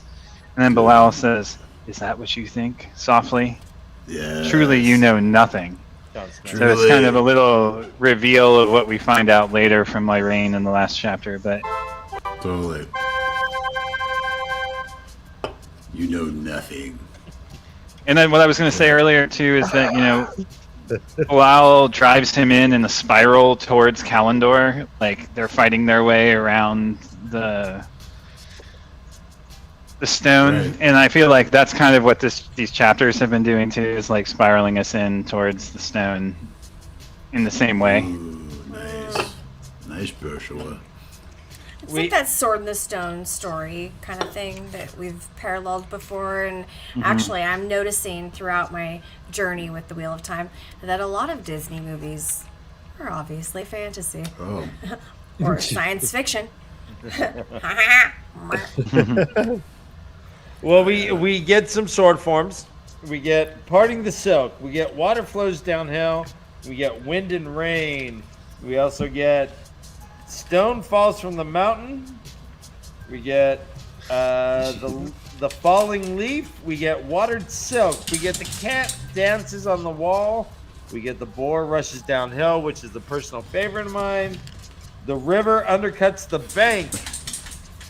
Jesus. That one nearly lost his head. Why was his head so low? Because he was undercutting the bank. The river goes underneath, so he was like trying to get his knees or something. Trying to cut his ankles. I don't know. It was Ryan, folly. is this time for a pure sword fight folly. battle? It was pure folly. I don't. We can't.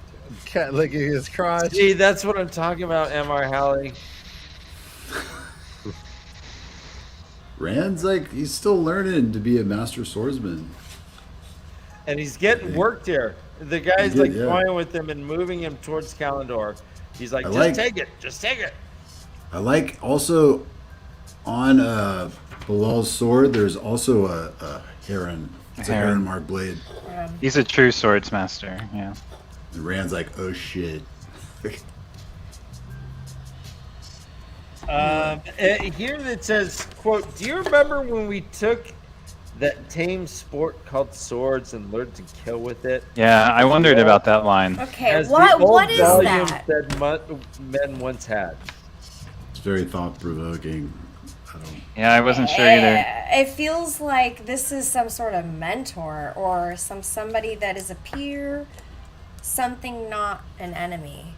Well, I think that Luce Therin, after the breaking of the world or during the breaking of the world, fought with the Forsaken.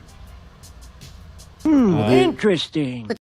The river undercuts the bank is how he killed Lord Turok back in the Great Hunt, huh? Man, that's just good. That's just like his power move. Oh, and FartVader's in the house. What? What up, FartVader? All the way from Iceland. What up, FartVader? Or Antarctica, I think it is. Yeah, I think he's. I think he's in Antarctica, in a colony of ants. Yeah. Like, but they're really into art. He's in an ant farm in Antarctica. What? There's a little bit of. Go ahead, Todd. Sorry. So wait, going back, to the history there. So, the Forsaken are, they were part of the 100 Companions, right? The Aes Sedai that fought with Luce Therin. Who is this again? I'm sorry, I missed your first part. I think that the 100 put the Forsaken into their crypt or whatever. Right. So apparently okay. there was a meeting going on where like these Forsaken were all hanging out, and Luce Therin showed up with his 100 dudes. They sealed the boar, and those Forsaken were supposed to be sealed up with the Dark One. They were so close to it that they just got kind of sucked up. But they were a part. They were. So imagine the they're just basically at like the local YMCA. Like they had a hall, and they were like sitting around. They had like some bad coffee, some old donuts. Hey, Ryan, I hear you can get. Were they in an AA meeting? Or? Yeah, you can get a good meal. What's going on? You can do whatever you feel. Styrofoam cups. They sit in a circle, and they're saying, they're trying to like get in touch with their forsakenness, trying to understand what it's all about. And then what the F? Like these guys, 100 of them come in. That's really brutal. All right. That's like some like never mind. Go on. Tyrion, that's a Tyrion Lannister level like subterfuge right there. All right. Gotcha. Go on. All right. Moiraine enter Moiraine in parentheses. She's like, no. Everyone turns around. She walks up. He's like, you ain't shit. She's like, oh yeah, want to bet? Boom. Big old bar of white light turns them into moats. Balefire. Ooh, yeah, that's what she does, huh? The fighting So she breaks stops. them. Everyone was like, what the fuck? And Maureen's just cool as shit. So let's talk about Maureen a little bit. It says, quote, he was right concerning one thing, Maureen said, as coolly serene as if she was standing in a meadow. You must take Hallandor. He meant to slay you for it, but it is your birthright. Better by far that you knew more before your hand held that hilt. Yet you have come to the point now, and there's no further time for learning. Coming back. Take it, Rand. Just take it. And then she gets fucking whipped. Whips of black lightning curled around her. She screamed as she gets thrown into a pillar. And there's balls on your mom. Yeah, ragdoll. Maureen. She's a whop wah. Drip. Drip. Drip. What? So, where was Maureen before this? She's with Lan trying to get into the stone, right? And she just That's my happened to impression, just yeah. show up right at the right time, huh? So she They're clearly outside, goes through yeah. the stone, like Just she's- like- she uses the stone, right, like as a way of traveling. I feel like, and that's how Oh. she like comes through. So she was like, just enters in the middle, like mid battle, or like So she towards travels, the end of yeah. it. Yeah. so she uses like Tellerandriod, the dream world, to get there. Yeah. Whoa. Well, no, I feel like that's different than the portal stones, and I think they were so trying to there's go. a portal stone. Yeah, and I think they were And- trying, like, to Josh's point, right? You were talking about Lan. That's where we left them beforehand. I honestly couldn't remember, and I was like, wow, I don't know where Maureen came from, but Maureen. But yeah, I thought it was also out of stone, so I thought that they just that's how she got there. Was just like. I thought it was kind of like the Aiel entering the tent at exactly the right moment. But it just is the turning of the wheel. It's the That's teeth on the TAVERN, cog, yeah. like Right. TAVERN, the age lace, just perfect alignment. The little teeth lined right up. Yep. Cogs Yeah. turning the wheel. Cogs, gears. So her and Lan just battled or snuck into the stone. Probably after the fighting gave them a chance to get in, I would assume. Yeah. But would Maureen, would Lan let Maureen like really leave again without him? Yeah, why is he not here too in the heat of the battle? Yeah, that feels. Good question. Where is Lan? Where is fucking Lan? He just doesn't let her. Like it's a very big deal for the warder to let not to let, but just to be separated, right? Well, but we have seen The puppets are loving this. We do have seen that Maureen has been pulling away from Lan as of late. She wants to go alone. Separating, and yeah. Lan's like, at one time, he's like, well, she can't get mad at me because she didn't know about the Dark Hound, so I got to go tell her about the Dark Hound. So I have information that'll help. She can't reasonably be mad at me. But he's making, I mean, in all truth, he's making just excuses so that he could be around a woman who is trying to shed herself of him in certain situations and put herself in harm's way. Yeah. Right. And she's already said, hey, I already wrote the will. Don't worry about it. You're taken care of. And he's like, well, that's Hey, Isn't it because of he's in love with Nynaeve? Yeah. Nynaeve, however you say it. so how would that affect that? And like Maybe that's why he chooses to stay. And Morane's. Or that Maureen's she's threatened to give him away to the Green Aja. Ooh. Right. Look at Benjamin says. Lan could be searching for Nynaeve, yeah. Good guess from VR. Trying to free her. Wait, Right. Yeah, we never learn what happened. We don't hear from him in the last chapter either. I mean, so Sorry, basically, Kay, go ahead. Lan realized like it's been a while since he's like stood up and walked into the tub naked, and she's actually looked at his dick.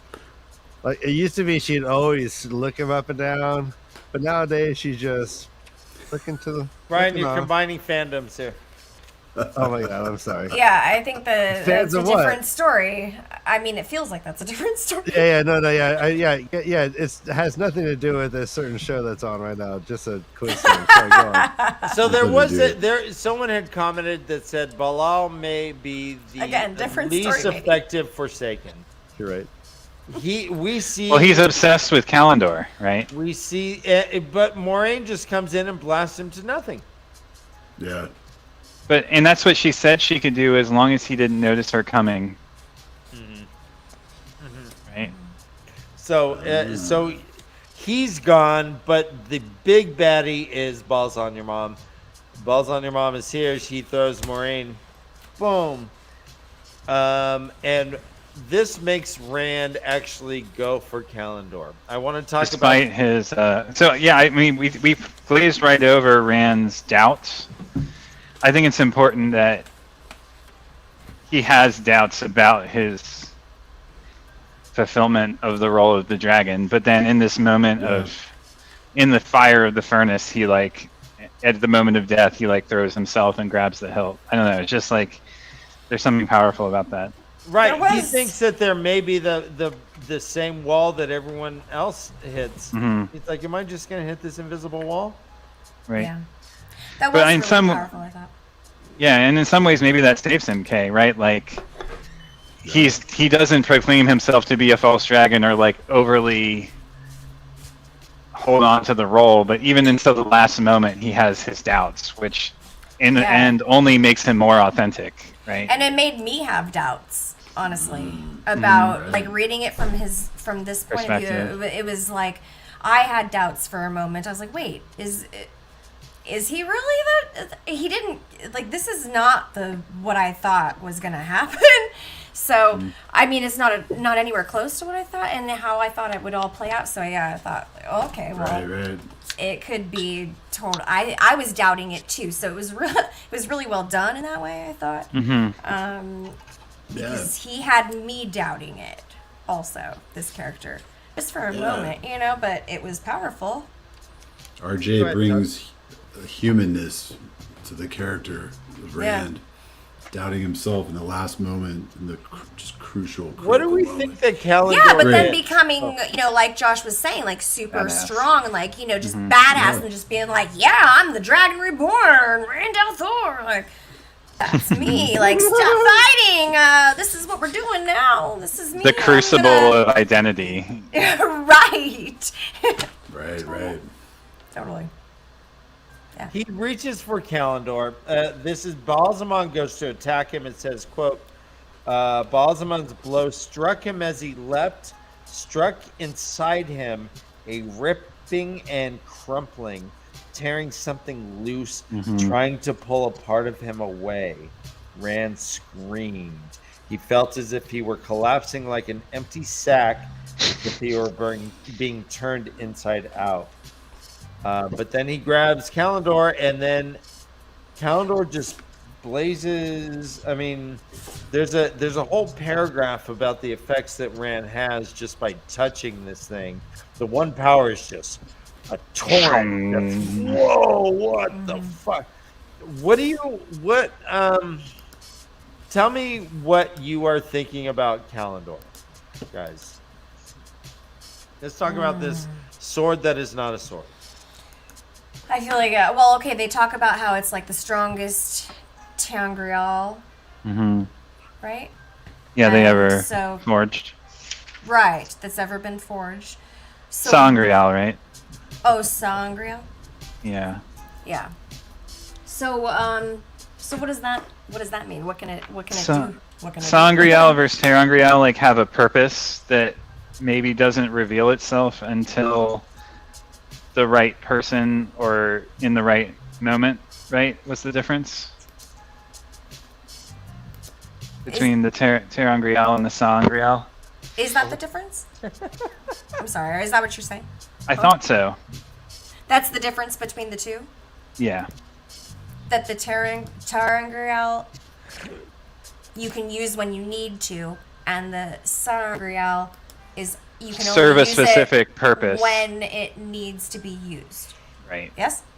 I think so. Or has a purpose. Is like more like a tool. Right. Okay. Well, this is a great question then. Do we think Balefire can be blocked by Kalendor, or that this is an effective Teleranrial? Ooh, It splits on the blade, doesn't it? I mean, it basically, like, the blade literally splits the Balefire in two. Right. Like, it hits the blade, like, edge on and, like, singes his coat as it passes by.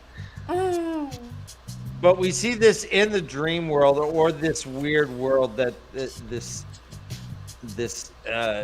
distortion of reality, we can say. So if if Belal was holding Kalendor, could he have done that when Moraine shot it at him? Presumably, yes. Okay.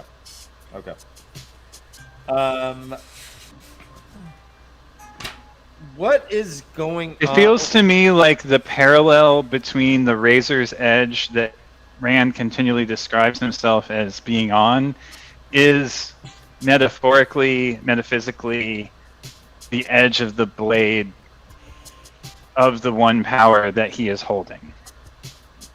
Oh, Andrew the Bard asks, is Kalendor a metaphor? I think I just answered that. Yeah, exactly. I was just gonna say, I think that's exactly. I'm sorry. Yes, Angel, that's great. I love that because I think, yeah, Josh, you were just saying specifically. It's a metaphysical and metaphoric. It's like a meta. It's a meta reflection of the one power and a thing that allows it to be condensed and channeled further. I love that. That really helps me to understand it more. But it's also I've been stuck a little bit. It's also like the Sword of the Stone, though. It is the King Arthur. But it's not like a real stone. Well, what makes the sword in the stone important is that he who holds it is the true king, right? In the sense that he who holds this is the true dragon. It's like a messianic fulfillment, right? It's proof. It's the messianic fulfillment. I mean, if the dragon reborn is the Messiah in this world, which I feel like we've been led to believe, but I mean, it does feel like that. But you know nothing of this world. Don't high pitch laugh at me, Brother Dan. No, FartVader. He's laughing at Fart. Yeah. Okay, good. Look at this. Fuck what? the man. I didn't. I admit it. I admit it. I missed it. Is what I meant. I just couldn't speak. So we have a. You guys familiar with the Princess Bride? Ooh, I like this one. Yes, love that movie. Andrew would call Kalendor metaphalic. Metaphalic, nice. That's a good one. That's a good one. So Rand saying, "You will not." I won't take my disagree, throne. Andrew. This time I mean to finish Neither it will once I. for all. I mean to finish it now. It really reminded me of my name is Inigo Montoya. You killed my father. Prepare to die. Because Count Rugen just turned and ran away, and that's kind of what Balls on Your Mom does as well. He just he just said, "Whoops, I'm out of my weight class here. I brought a knife to a Kalendor fight." He shows you that fire blowing asshole, and he's running the other way. But Rand recognizes or sees what he's doing. He's like, all right, there's this weird sense of folding reality. Oh, I can do that too. He's like, yeah, I can do it. Just like Egwin did with the weaving of the spirit. She's like, does what she saw done to her with no problem, right? Right. Correct, but Rand reacts instinctually throughout all these traps. Yep. So I wonder if what he did was instinctual or mimicry. He says a twisting. He's like, You know, he didn't know where, except that it was where Balsamon had gone.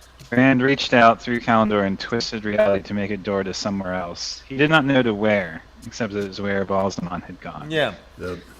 I am the hunter now. And again, this is like that parallels with Perrin being the hunter and...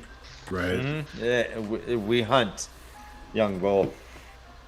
Just all of these layers of like, in some ways, can you separate, like, what this led me to think about was, can you separate Rand, Perrin, and Mat from one another in their role as TAVERN to fulfill this archetypal moment in the turning of the wheel of the changing of the age?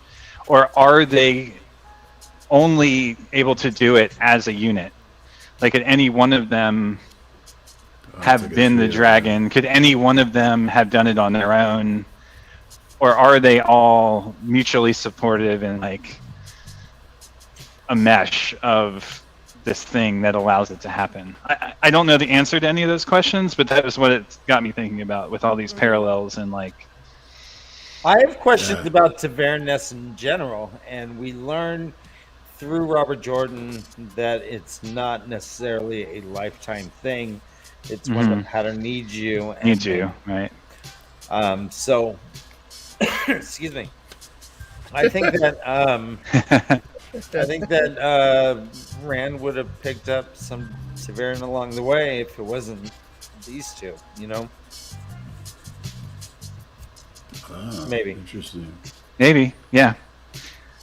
Because I mean, the pattern needed him to, you know, fulfill prophecies, I guess, or whatever. So Rand's like a solo artist, and he could just get like session musicians, fucking to help him out on the way. Yeah, but would they have helped if they hadn't had the life connections and backstory that they had, or what, you know, or is that part of what makes it work, right? I like Todd's analogy. I think Rand is like Modest Mouse, and suddenly he gets a Johnny Marr. And Johnny Marr's like, I don't know why I'm in your band, but all right, let's play. Let's rock. What do you all make? What do you all make of the gongs? Nice. That what's the word I'm looking for? Accentuate the chapter throughout. Did anyone else notice that like throughout these chapters the gongs happen at these intervals in different people's perspectives at different moments in different levels of reality? Get along.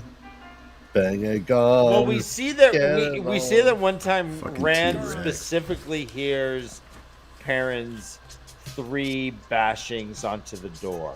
Exactly. Yeah. And it's like between the alarm gongs, and then the bashing of the door. It's like there are all these interleaving of the layers of reality where it's unclear how they are happening concurrently or like disjoint. It just seemed like another time when Perrin smashes the chains and frustration the first time that Fael disappears, and breaks the stone slab that you refer to as an altar in 2. And Egwene feels the stone shake, or I forget what she says exactly. Hubba hubba. Yeah. What? The stone shake, hubba hubba. Yeah, we should drink for that. Oh, yeah, here it is right here. The stone shook under Egwene's feet. The stone shook. It rang. I'm on empty, so I'll be right back. And then she says something like she didn't know where it came from, or something along those lines. Yeah, there was no more sound, no other tremor. She listened. Whatever had happened, it was over. She hurried on. Yeah, exactly.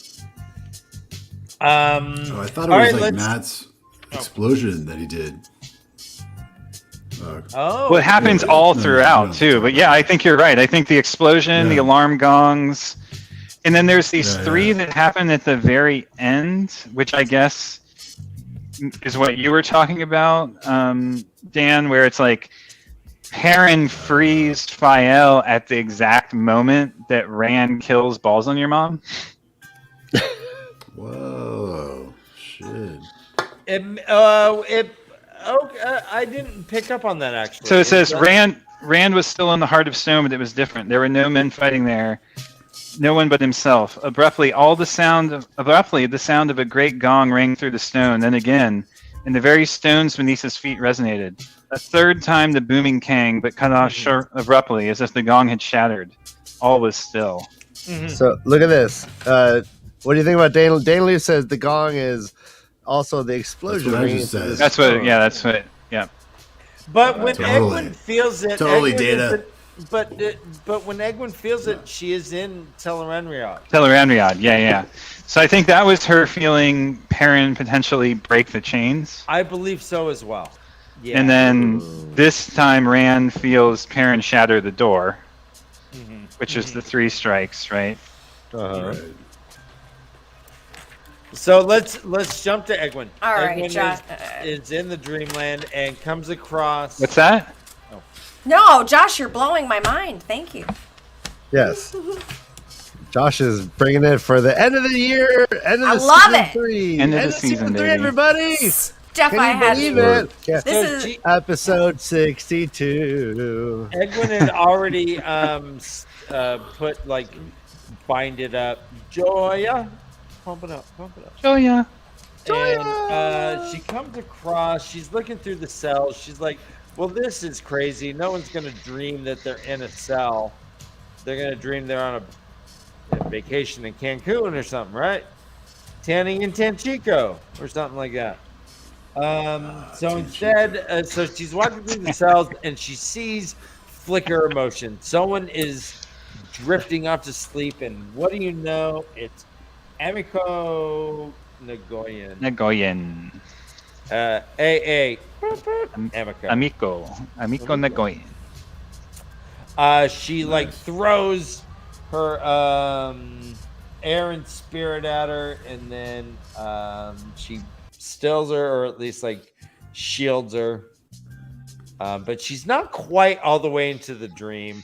And when she comes back, she thinks, all right, hey guys, I did it. Dust. Hey, you can thank me later. Let's just fucking go. And they're like, no, we can't channel yet. You didn't do it all the way. It kind of worked, but it kind of didn't.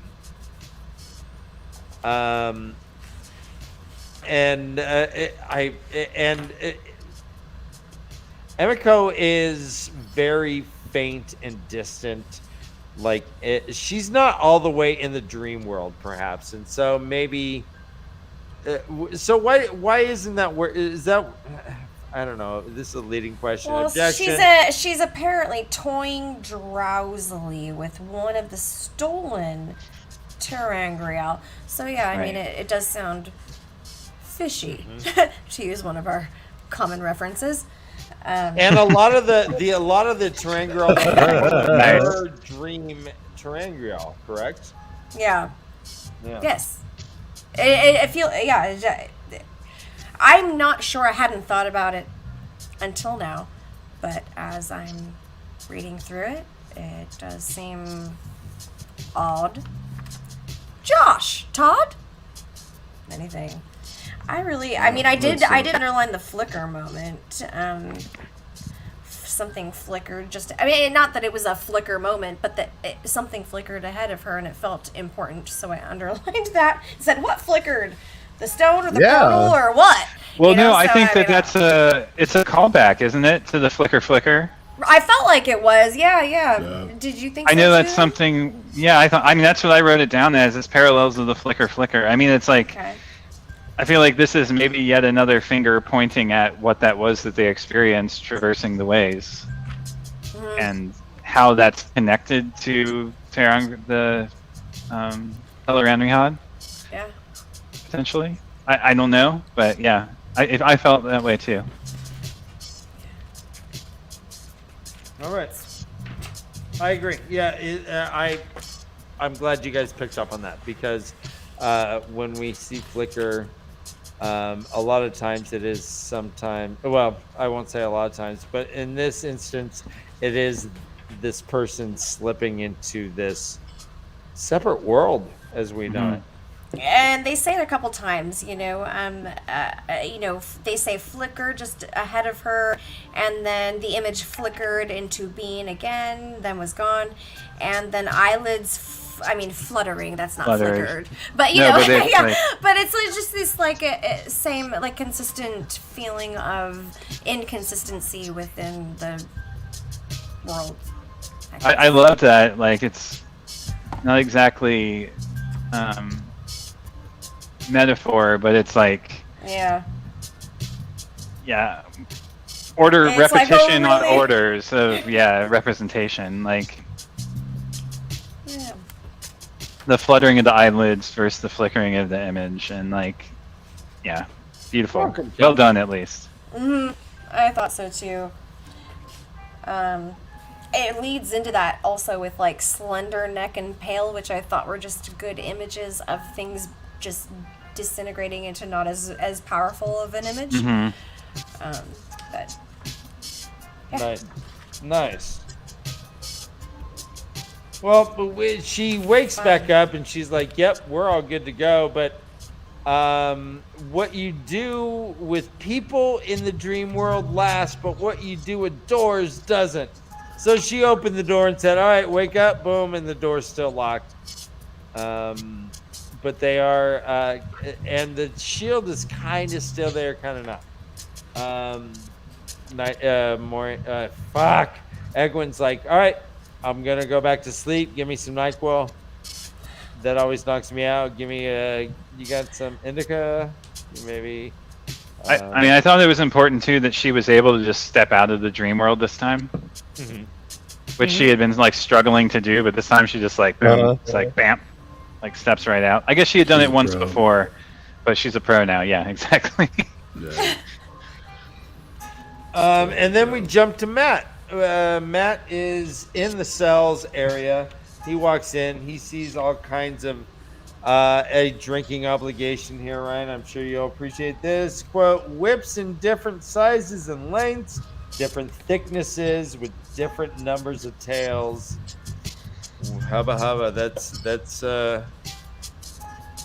pincers. Brother Dan, it seems like we're having a debate in chat between Sativa and Indica. No, Indica is in the couch. Indica makes you fall asleep. Yeah, Sativa makes you vacuum. Yeah, let's all vacuum and think about all the really cool ideas you have for YouTube live streams. What is your preference? Let us know in chat. Sativa or Indica or hybrid. The poll starts now. I will say, guys, gals, and in-betweeners. Sativas, Indicas, and in-betweeners. I think that's hybrid. Nice, Josh. Good callback. Matt, the room's all empty. I love that Matt follows the same path that Egwin had followed in the dream world. Oh, yes. Yeah. It's like they both take the same trail, leading to the same. Again, these meta level kind of repetitions of the narrative happening, just pretty well done. And it is. I liked your whirlpool analogy a lot because if you imagine that all this is like a big bathtub that you pull the drain. And it starts to swirl, big swirls, and then it gets smaller and or when you drop tighter and faster. You go to a observatory and drop a quarter, and it does the whole gravity thing, and then gravity well. Yeah, all that stuff. So this is how these books that we've kind of had so far, they all kind of are spread out, and then they all kind of converge into one thing. It's impressive that he can do this and make it not feel rushed. I feel like a lot of less mature authors lead to this kind of thing, and then you come out the other side feeling like it was rushed and bits were left out, or I don't know. The Green Man battle and this, I feel like were so well paced and so complex, but in a pleasurable way. That it's just fulfilling to read. Yes, RJ. I don't know how to better describe it than that, but it's like, it's just very pleasurable to read. Yeah. And grok Tasteful. like all this stuff that's going on, and like go over it again and realize more. I don't know. Yeah, I read Rand's thing quite a few times today, and I was marveling at just because he still has ambiguity in there. Right. There's a lot of ambiguity. The blackness that is around Balsamon. Like the black wires going off into infinity, and the separation of like the growing figure and the dwindling figure. Like, what does that mean? And like, yeah, there's a lot to untangle there for sure. But Guys, real Night quick, Bulldog there's 069. a lot hey, of Bulldog, bam, bam, bam, bam, Hi, Bulldog. Later, Real quick, Bulldog. Later, taters. Standing there's a in lot line. of questions about my beanie right now. This is the beanie. It's I not a- will not. It's I- Icelandic Viking beanie All with you need- Female braids with going braids? down the Yeah. side. Yes. Nice. What is so hard to understand about this? Yeah, and It's his Heidi. Obviously, but it's also gender non fluid.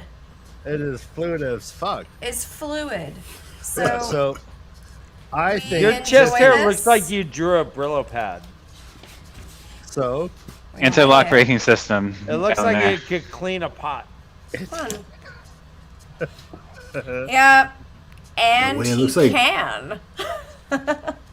No, it looks like How would I get chainmail. how would I get into Dude. the pot to Chainmail. clean it, Dan? How's that working? Explain that. Well, I would think that you would rip some out with your fist, like rip out a good chunk, and it just grows back within 7 days. Does anyone have square chest hair like that? No, man. You know what they are? Square They're like, as in like uncouth. Dude, it's like a Squares and chainmail. shaved in the perfect perfection. Oh yeah, and vlogs. Like, why is it not like a more organic shape, Ryan? Is that what your chest hair looks like? They're like two cheese. Nobody graters knows. put on my chest. Nobody knows for sure. Guys, let's No, pretend. they're, Wait, Ryan, stand back up. like- stand back up. It's Let's like pretend chainmail these are pasties. Yeah, let's pretend these are clouds. What are we seeing? Oh, I love it. Chainmail. Yeah. No, I said chainmail. Yeah, that's what I said. Later, honey, later. You took my No, I know. chainmail. I'm just agreeing with you, Todd. I thought it No, was funny. but you know what Yeah. they are? Okay, fine. Dude, they're like Yeah, what are they? chainmail pasties. Chainmail pasties. Okay. I'm Which looking would be at so like- hot. No. He's so hot. I can barely stand it. They're like chest merkins. Oh, that chainmail nipple Hey, business. let's all ignore my neck folds that I can't hide with my shirt on. Yeah, it really shows your true age there, Ryan. I'm looking up. You can't see me anymore. Yeah, you really don't question the eye. All right, bite a neck. I'm seeing a general admission show from the top down with like a huge fire aisle between the two. Oh, nice. Yeah, I can see that. Fire aisle. It's a movie theater top-down layout. Yep. And the little like choose your Nice. seat. Like the good seats. Bird's eye view of the good concert. scene. MrHowley, the back of Linus.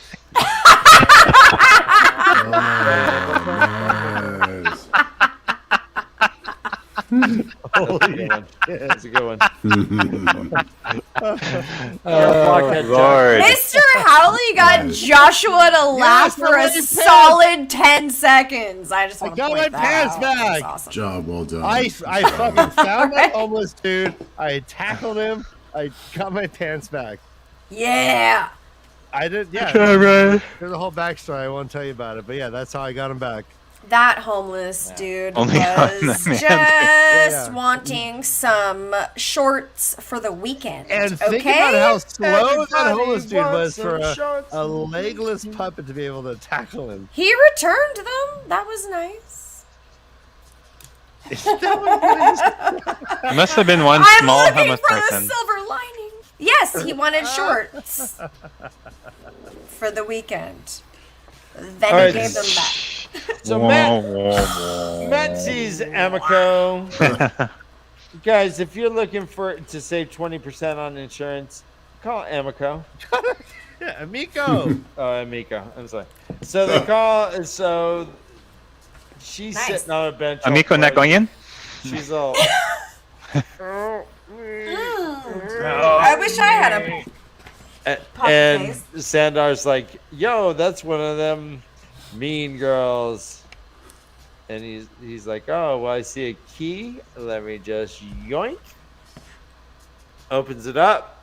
Boom. Nynaeve, Elaine, and Egwene. They do not greet him as graciously as he deserves, nor than he expects. They're like, "What the fuck are you doing here?"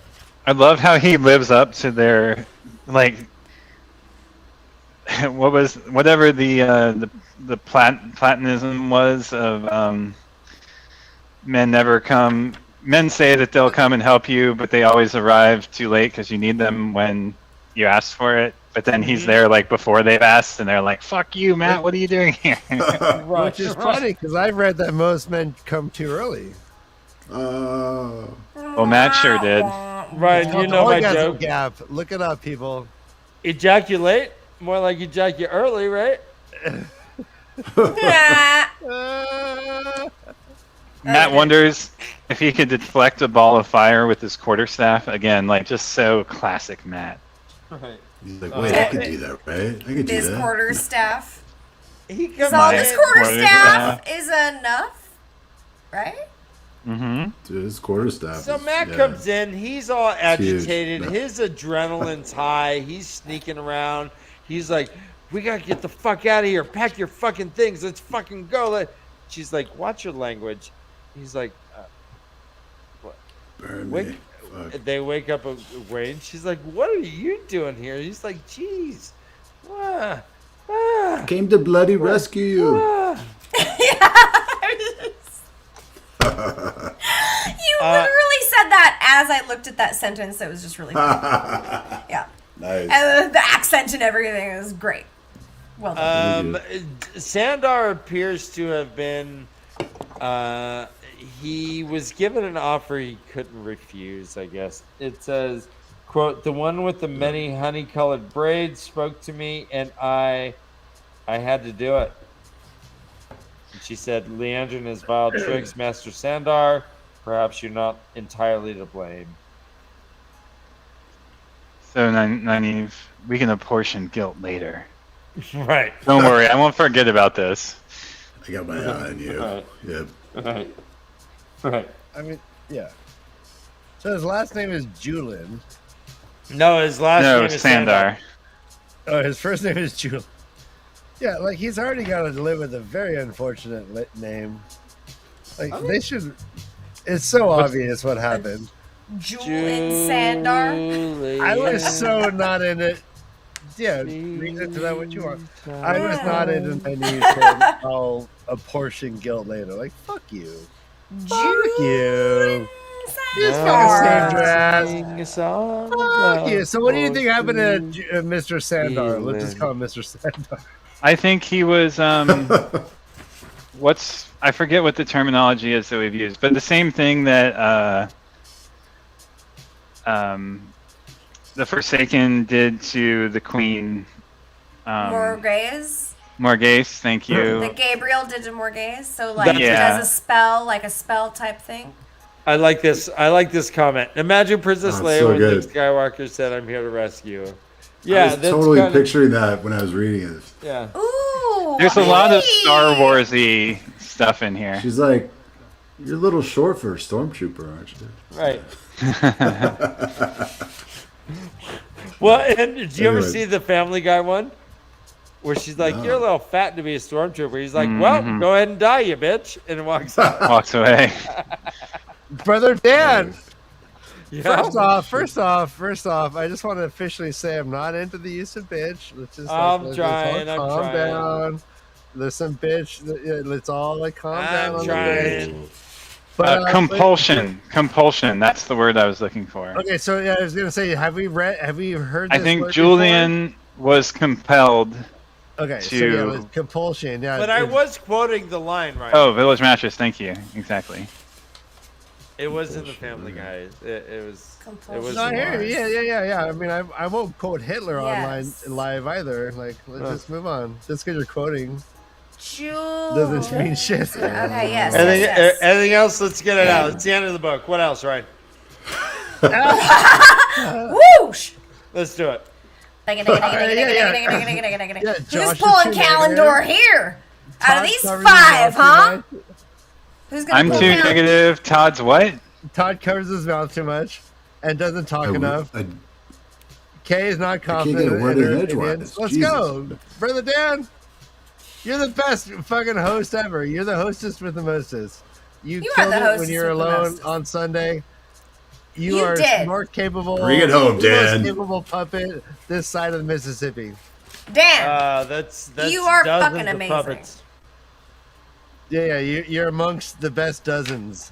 You got the dexterity. There's at least you 5, can go like Brother Dan. this. Yeah. Can you, Brother Dan? Please go like this. Show us how you do that. Oh yeah. That's really I mean, like I don't. Yeah. Dude, look at this. He's like he can like Dexterity. the dexterity's incredible. You can't match this kind of. Look he's how like, flexible I am. woo. All right, brother oh. Dan, you're Sylvester Stallone and over the top, and you're working out. Show me some of your workouts. Yeah.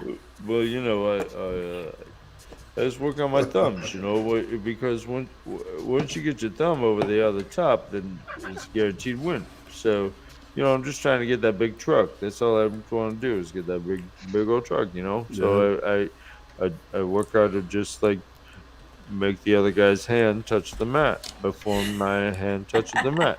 Are you familiar with arm wrestling? That's the whole point, you know. You get over the top, and then you know. Hey, Sylvester Stallone. But you're really close to the man. You can like smell his breath as you're doing it. It's like you smell his sweat. You can see his tears. You watch his neck veins. To go through the when, pop. what, why, how, where. It's fucking great. It's over one the of other the, top. I gotta tell you, it's one of the most intimate things you can do with a man with your pants on. You know, And still remain straight. Yeah. You know, we both have erections. I mean, it's acknowledged that everyone has an erection, but you keep your pants on and you just lean in and you hold a man's hand and you try to push it harder than he pushes you. You know. Yeah. You just try to push him harder than he Thank you. pushes you. Thank you. That was beautiful. Beautiful. I love the ending specifically. Thank you. All right, so Bravo. Sylvester, yeah. Nynaeve punches a woman. She does like this. She's like, "Help me!" She gets punched. She's like, now I'm like this. I can't even move. I can't move. I got punched. Oh my god. Yeah. She's like planking. And Matt's like, "This is kind of fucked up." And they're like, "You do not understand. You're out of your league. You're out of your mutual erections." Yes. Yes. Yo. You guys know. What the fuck is that? Yeah. I don't know. Can someone please explain it to me? What Village Mattress? What is the old arm wrestling? He just went into it with great detail. You turn your head backwards and then you. Oh no! That was my Hedori holder. Holy shit! I do My everything. Hedori holder. Dude, wait, you got a Hedori holder? It's a giant binder clip. It's the biggest You binder know- clip you can have. That's like for like Jeffrey Dahmer's lawyers used that binder clip. Todrick. Yes. I know another Okay, puppet that had perhaps a Todori wrapped around his head that was just a wire that there was like a C port. Perhaps a USB on the other end. We don't know. I was like, "Where's that Perhaps seat mini for?" And we like USB. found it on my head. Oh. I was like, "Fuck! This is what I've been looking for." Guys, another Dude, drinking Phil. obligation. No joke. Another drinking obligation. All right, so Matt's like, let's bolt. They're like, no. We got some justice to dish out. I got liberty, and here I got justice. And freedom wants to ring on these people's heads. Right? I haven't said bitch once. And then, here's where we have to drink, though. Quote, this is Elaine. All I want to do is pound Joya by her till she squeals. That's all. Elaine. And you can order one of these fabulous Way of the Leaf shot glasses at our link below, correct? Yes, it's in the description Thank below. you. It is in the description below by our favorite and none other than. I'm going to hand it over to Brother Dan to introduce. New creations by Jen. Yes! Just do new creations by Jen / The Way of the Leaf, and you will find t-shirts, you'll find frosty mugs, you'll find shot glasses, you'll find coasters, you will find Tesla. I think we have you will find a That was mean. You'll find a specula. All right.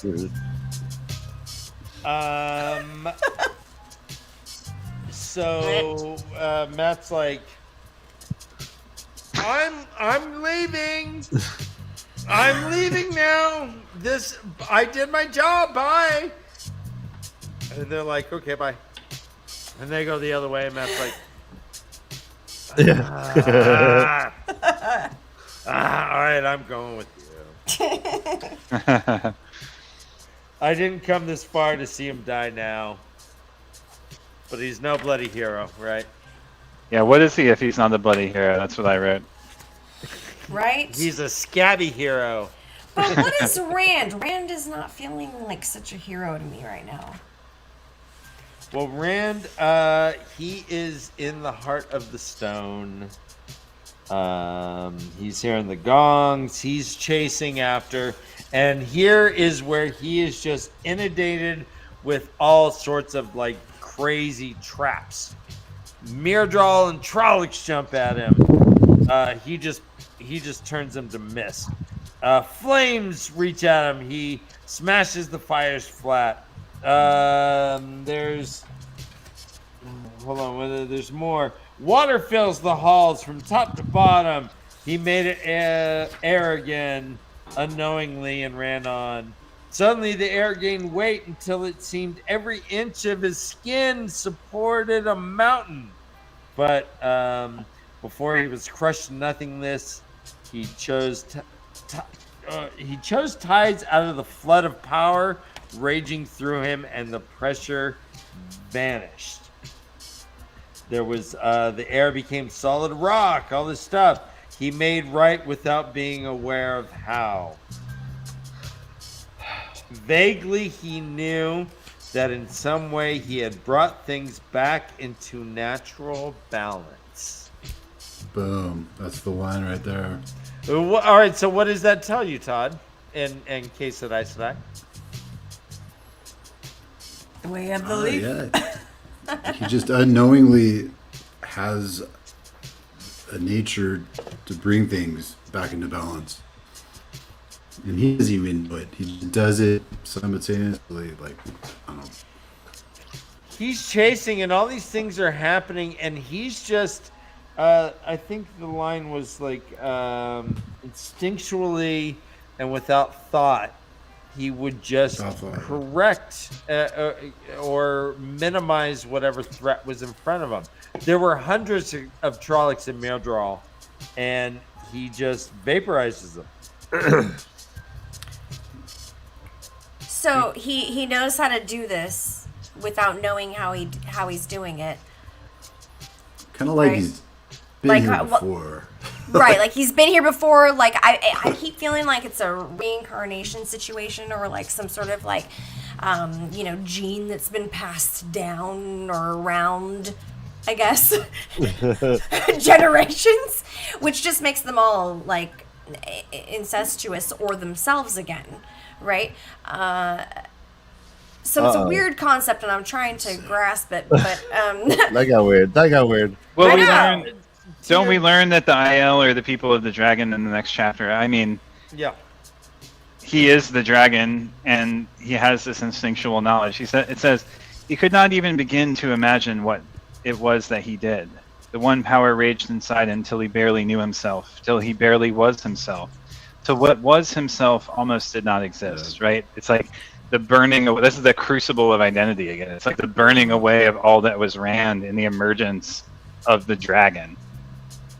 And along with that, all of the trappings and the abilities and the intuition that comes along all the with dragons before him. Right. Like all the voices that he hear, like the everything. Yeah, the influences of the paragraph past. right before then, Josh. So let me read this real fast and let me see if you guys think this is a trap or not. It says, quote, This is a good sentence, yeah. The stones around him faded almost to mist. The stone, capital stone, faded. Reality trembled. He could feel it unraveling, feel himself unraveling. It's a trap. Out of the here into some other place where nothing existed at all. Kalendor blazed in his hands like the sun till he thought it would melt. He thought he himself would melt with the surge of the one power through him, the flood that he somehow directed into sealing up the hole that had opened around him, into holding himself on the side of existence. The stone, capital stone, became solid again. Yeah, I mean, I read that as another trap. Yeah. What if it I think is? that's what you're asking. And he got out of it. Like, what if it is him about to be annihilated by the one power, but is able to steer himself back? I mean, yeah, either of those could be true. Yeah. I don't know that it matters one way or another. No, that's a good point. But yeah, I mean, whether it's the one power channeling too much of it and risking burnout and annihilation, or falls on your mom, you know, opening a trap for him and him sealing it back, because this is not the only time it mentions coming back on the side of existence, right? The razor thin line he's walking is between reality and unreality. Right. So that, I guess that was what I was wondering. Sure. If you thought this was just another trap, like Myrdal and Trolloc, or if this was an internal struggle that was more existential, I suppose. The whole thing feels existential. I mean, it very much feels like the abyss. Like, he's on the edge of the abyss. His identity is being stripped away.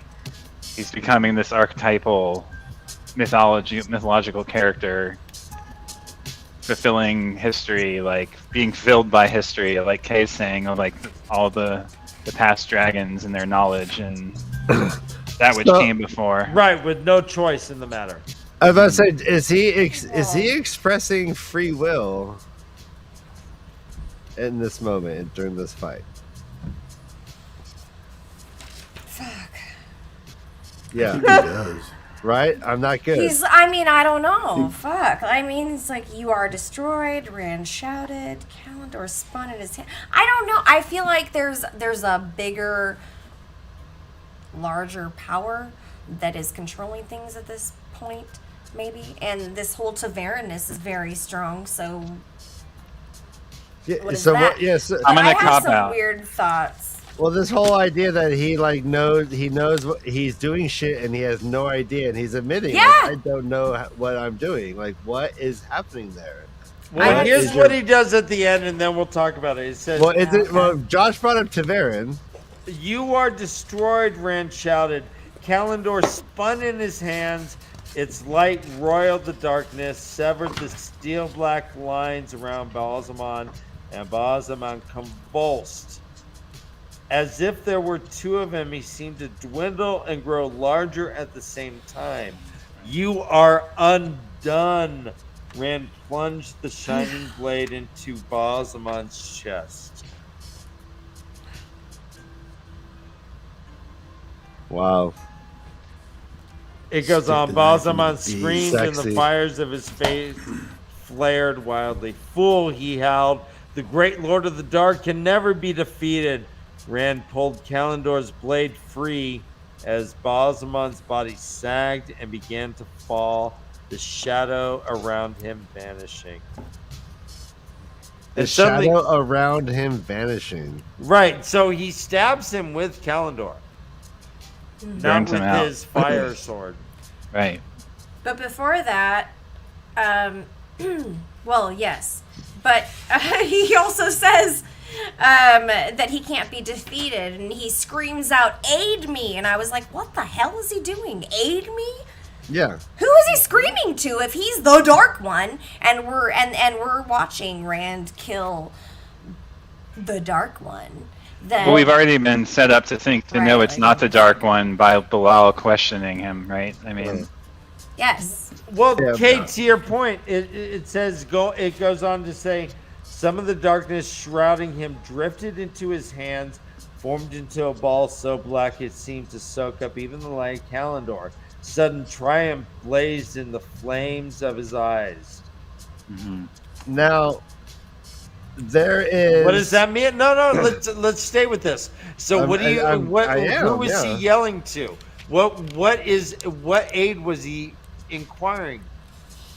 I don't know. Maybe he is calling to the Forsaken. Maybe he's actually calling to the actual Dark One, because they don't. Obviously, this was not the Dark One that he killed. So maybe that's who he's calling to. I can only imagine that would be who he's trying to get to aid him, think or so too, maybe Kate. another of the like very strong Forsaken that we've seen throughout so far. But I mean, I would feel like at that point he's also a strong Forsaken, and so it's just the Dark One is the only one. I mean, I think the callback to Varen Nice. and the story, the high chant story, like that we hear about in the next chapter, it's just like too good of an explanation to ignore, along with the presaging of Bilal saying, you think that's Balzamon? You think you can deny the Dark One? Right.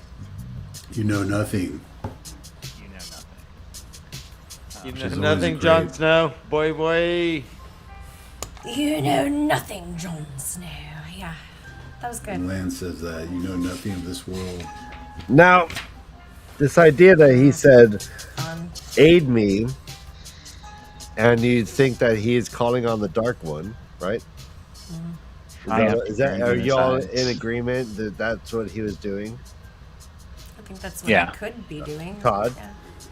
Now, once I'm thinking about it, yeah. Okay, He's so definitely calling out. now we know from it dating from very first prologue of book 1, we have the episode with Luce Theron, and he said he hears Elan Moradin and Zoronai say Shaitan, and Luce Theron says, "Oh, don't say that, that's dangerous." And the Shaitan says, "Well, it's dangerous for you, but not for me. I serve a different power now." And that was Right, 3,000 years prior to this age. Yeah. now. So is there something to this? And the Edmonds Fielders have this kind of like almost voodoo kind of like fear that if you say the Dark One's name, like bad luck happens to you. Snake eyes, kind of. Right? Like, but do you think there's something to that where if you say the Dark One and you like he kind of appears, right? Like, but you need to say it or you need to call Like, upon yeah, it. he's like Beetlejuice. You say Bloody it 3 Mary. times. I Right, said the right. same thing, Brother Dan. And if that's the case, then what does it say about the nature of the Dark One? That he really He's not omnipresent. He's not omniscient. He can choose when to be present, I suppose. Or no, just when someone says his name, he's summoned. He's Yeah. like, yes. Summoned. Is that what it is? I'd The say so. summoning. I mean, it just feels, again, it's hard for me to ignore the like high Christian overtones and all of that. Yeah. It sounds like like what people in the 90s thought about Satanism. No. It might. Well, I can see that, but I also think it has a fun. I think it kind of speaks to a fundamental metaphysical truth about what the pattern and the Dark One is, and the creator, and all of it. Like when you get down to it, that's a clue into the nature of the Dark One. Is what I'm trying to like steer your mind towards, like to think about. I think it's more of a metaphysical, like an actual like cosmological truth about the nature of reality he's trying to create. I think I think Balsamon is the Balls on your mom. Balls on your mom, but Sorry. is derived from a fallen angel. The name itself is, Again, yeah, we talked about this a long time ago. I think it like refers back to the Gnostic gospel and like Manichaeism and the idea of the self-reflective God versus the true source, and like. So are Forsaken fallen angels? Ooh, yeah. Yeah, they were once like Aes Sedai, servers of all, and then they got tempted by the Dark One. I don't know. Well, so how does the Dark One? They turn into Black Aja, and then they turn into the Dark One, or like how they does turn Forsaken from like the what? How does? Wait, I'm confused. What was that? No, I like that line of thinking, but yeah, I liked it too. I was trying to follow. No, just, Haley is asking. Male. Okay, I'm sorry. Male Aes Sedai, are the Forsaken, right? Mm-hmm. And they fell. They weren't. It wasn't like. Well, not necessarily male. The Forsaken. Oh, you're correct. Yes, you're right. Right. There are female. We've met. Yeah, there's men and women. Oh, that's right. I'm sorry. Forsaken for sure. Yeah. Lanfear is a Forsaken. Yeah. She's apparently hot. Thank you. Sorry. Smoking. So hot. Super hot. So hot. So hot. Makes me wonder if KayK is Lanfear. Wait. That's not a verb. All right. So real quickly, who do you guys think Ballsman? This is the question of the day. Great question. Who is Balsamon?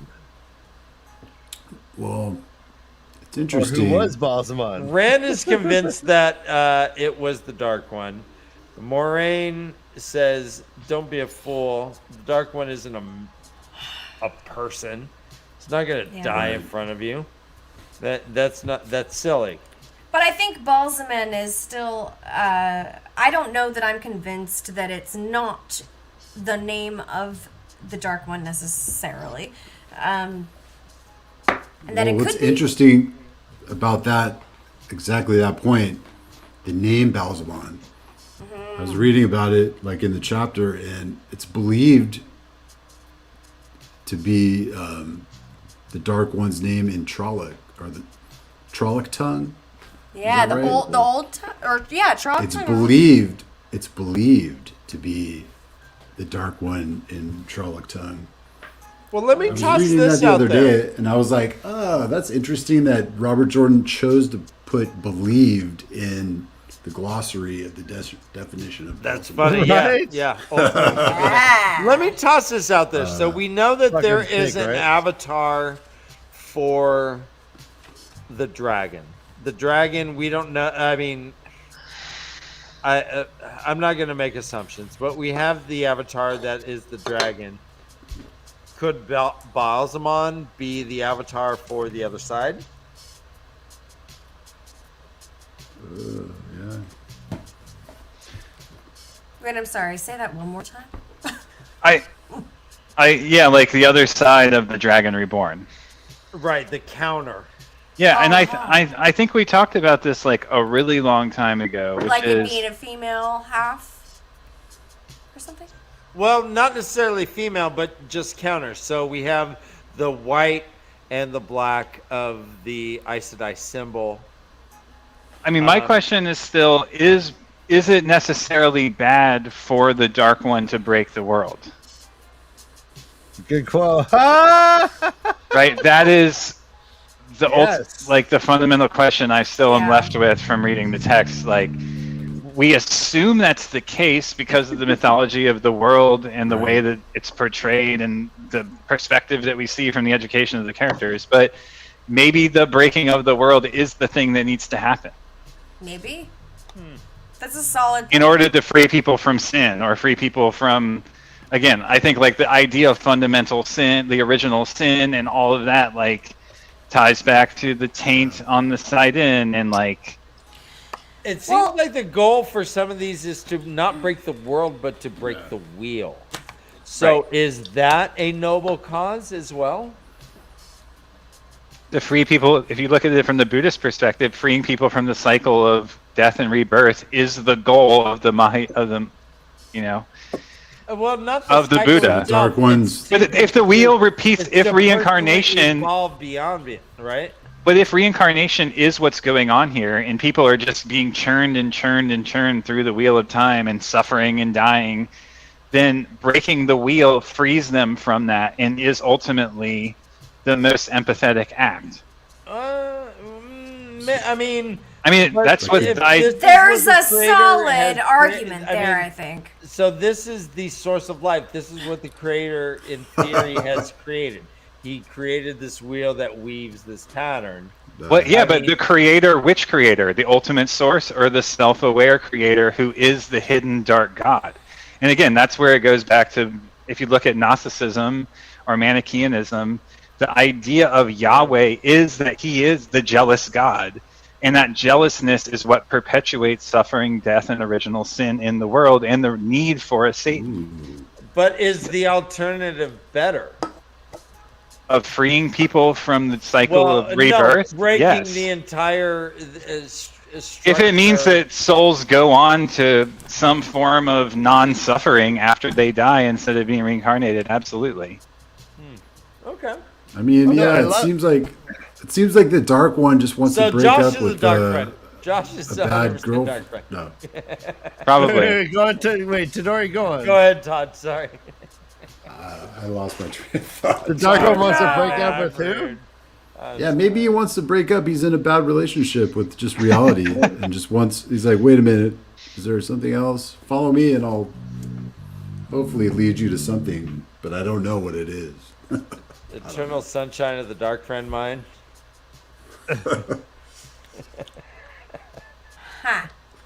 Eliminate the suffering. No, it's a great. Is the Dark One the good guy? I don't know. How could the Dark One be the good guy? Well, no, John. I mean, I love the train of thinking. It's very Philip K. Dickian. Like this is what the whole Valis trilogy is about. So Delu asks, will breaking the wheel end existence altogether? No, I don't think so. I don't think that think it so should. The breaking of the wheel might need to happen. And I think Josh is right. There might need to be some like substantial change, but it So doesn't. you're on the dark. But I don't. You're on the dark No. one's side. No. No. I think 40% of us are dark friends. I'm kidding. I know. No. Well, I don't think that Josh is a dark friend, and I don't think that this is just that, right? But yes, and we could also speculate that part of it is correct, and it might be that things need to be shaken up. I don't know. I don't know. I'm sorry. I'm spitballing here, but I'm you're good. I don't know. Maybe part of it is maybe he's onto something. I feel like there's something there. This is not all just good or bad or black or white. There's a lot of layers to this, as we know, and there's so many weavings and then lace layers and stuff happening. So we can't know that this is just a good thing or a bad thing. Maybe it needs to break. Maybe that needs to happen. So but if he breaks, then does all of the weaving, all of it just end? All why would that happen? I mean, these weavings seem to be able to go, they're penetrable through lots of different Okay, so situations that we've seen, right? So I don't see why that would. So the wheel is holding back progress. Maybe. Interesting. I didn't say that, but I don't know. Maybe. Shit. Who knows? Well, I mean, we do see that there is a nihilistic component to some of the Dark Friend thoughts that, like, just end it. I mean, to me, I associate that with nihilism. Yeah. Why are so many of them eager to? Well, maybe it's for own personal reasons. I could go back and forth in my own brain about this for forever. But, why? You know, like, yeah, why are some of them really compelled to be... I don't agree that the ending of the wheel has to be nothingness, like chat seems to think. That's not... I don't think so. I don't agree. And I don't think that makes sense. Why would people who thirst for power, as in they have waited 3,000 years to free the Dark One again so that they can attempt to break the wheel again, why would their desire for power lead them to create a world of nothingness? How about this? To add to that, we've had Elan, Morin, Tendro, and I say to Lutheran, we've battled 1,000 times. And he's mentioned times when Lutheran has battled with him. So are they just going to keep going around and around and around and keep battling each other and keep not remembering, like Lutheran or the Dragon Reborn, or just keep not remembering what Balsamund does remember, or what the Dark One, whoever that is. But doesn't it feel that if Ran were to somehow would join the dark side, which Lutheran, which Elan Moradin has hinted at, which he might be lying. He's a fucking dark person. He's not good. But he might be lying. But he said, you've battled on my side several times, you know, like in the turnings. Like, if it doesn't feel like if Rand were to somehow join the dark side, like, it feels like he'd be set the fuck up. Like, it feels like he's like, this is kind of his like mentor almost, you know what I mean? Like, he's kind of like, yeah.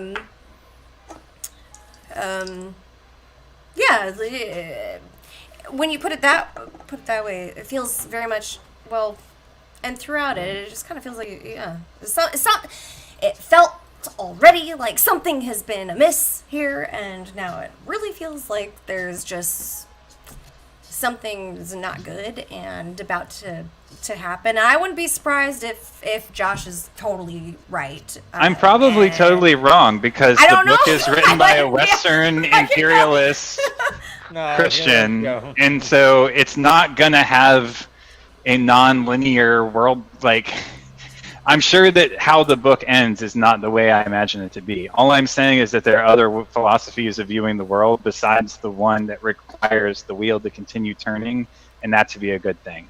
All right, but so, I like that you brought this up in real general. Quickly, and Linda Cohen is saying, not loving all the Christianity, Jordan tried hard to base this more on Eastern philosophy. Well, then that makes me think that, especially so, that ending the Wheel of Time is the right thing to do.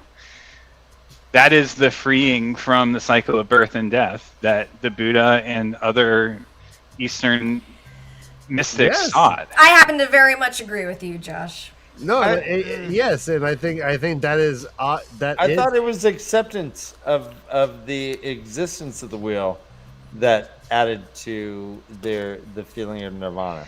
I mean, you can't break the wheel. Ultimately, nirvana is the cessation of suffering. That is why the Bodhisattva return is to bring all people along to that place. But it's an iterative process. Okay, well, what happens when time isn't the wheel the river? I mean, more or less, the river is. Well, there's two in Buddhism. There's the concept of the ultimate and the conventional, and they exist simultaneously. It's a multiplicity. So yeah. They can't even get their questions out fast enough, Josh. Gosh. So great. It's awesome. Keep going, John. Keep going. Keep going. This is awesome. I love this shit. Come on. But I mean, because don't underestimate. You keep bringing up Robert Jordan's Christianity, but I do believe he is a student of world religions, and he brought up, and he specifically has said that Indian like religion is a major part of this. Like the idea that these people believe. Well, that could. So in Hinduism, there is this idea of the Atma, which is the true self that does. Its nirvana is the purification of the idea of self. Buddhism is the rejection of that. So in Indian religion, philosophies, you have two diametrically opposed sets of ideas. Buddhism tries to remove the idea of self because attachment to the idea of self is what causes suffering. Whereas in Hinduism, you have the purification of the idea of self as the ultimate goal. Yeah. Well, this seems it could be influenced by both. Ryan, you're right. They are. And Jainism, that's true. Decidedly being anti-Buddhist by being like, you don't remember? We've done all this stuff, and he's like, no, I don't know any of this stuff. It's all new. While some people have the idea of like the Hindu, the wave of rebirth underground, through the womb, backyard, boom, you're back. The whole Hare Krishna kind of tree. The wave of the boom. You know what I'm talking about, right? You know. We got you. You just encapsulated all of Hinduism. I die.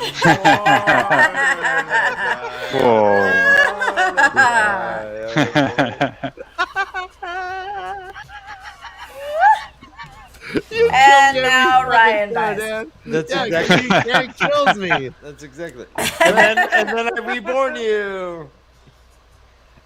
Speaking of reborn, Rand kills Balsamon pretty easily. Yeah. Right? Considering once he gets past all the traps.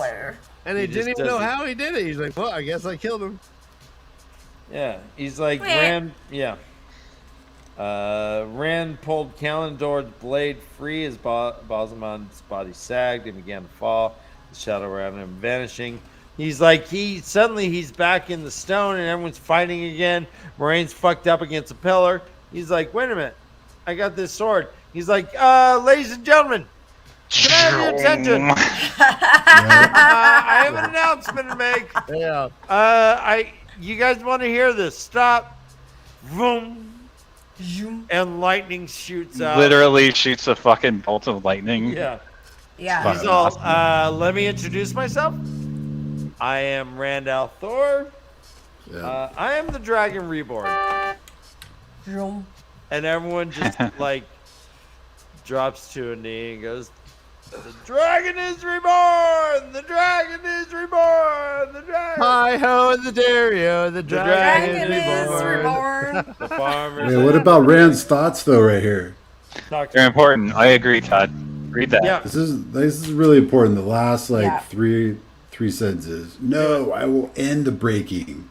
End the killing. I will make it end. Yeah. He says, I am the breaker of the nations, the breaker of the world. No! Right? No. I will end the breaking. And Rand is also convinced that he killed Shaitan. Right. But he says, I will end the killing. He's all. I will make all capitals it end.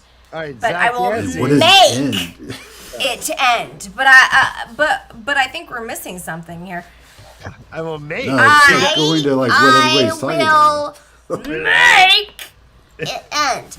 Which he does. He holds his sword up and he makes the killing end at that exact moment. So I again, will end the breaking and the killing.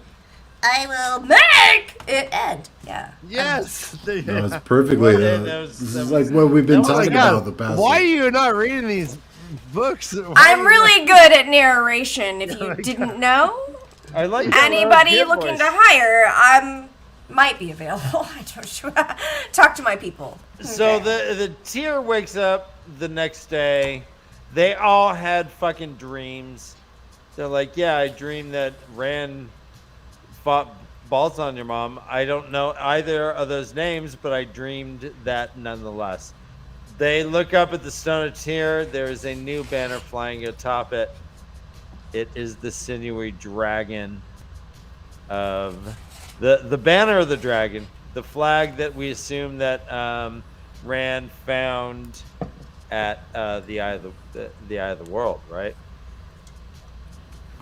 I don't know. Maybe they had new flags made. I don't know. Yeah, it's late. I know. Thank you, MrHowley. So we get Matt's point of view, and it says, quote, he had seen Rand just once since the night before, striding along a hall with Kalendor in his hand, surrounded by a dozen veiled Aiel and trailing a cloud of Terrans, a knot of defenders of the stone, and most of the few surviving High Lords.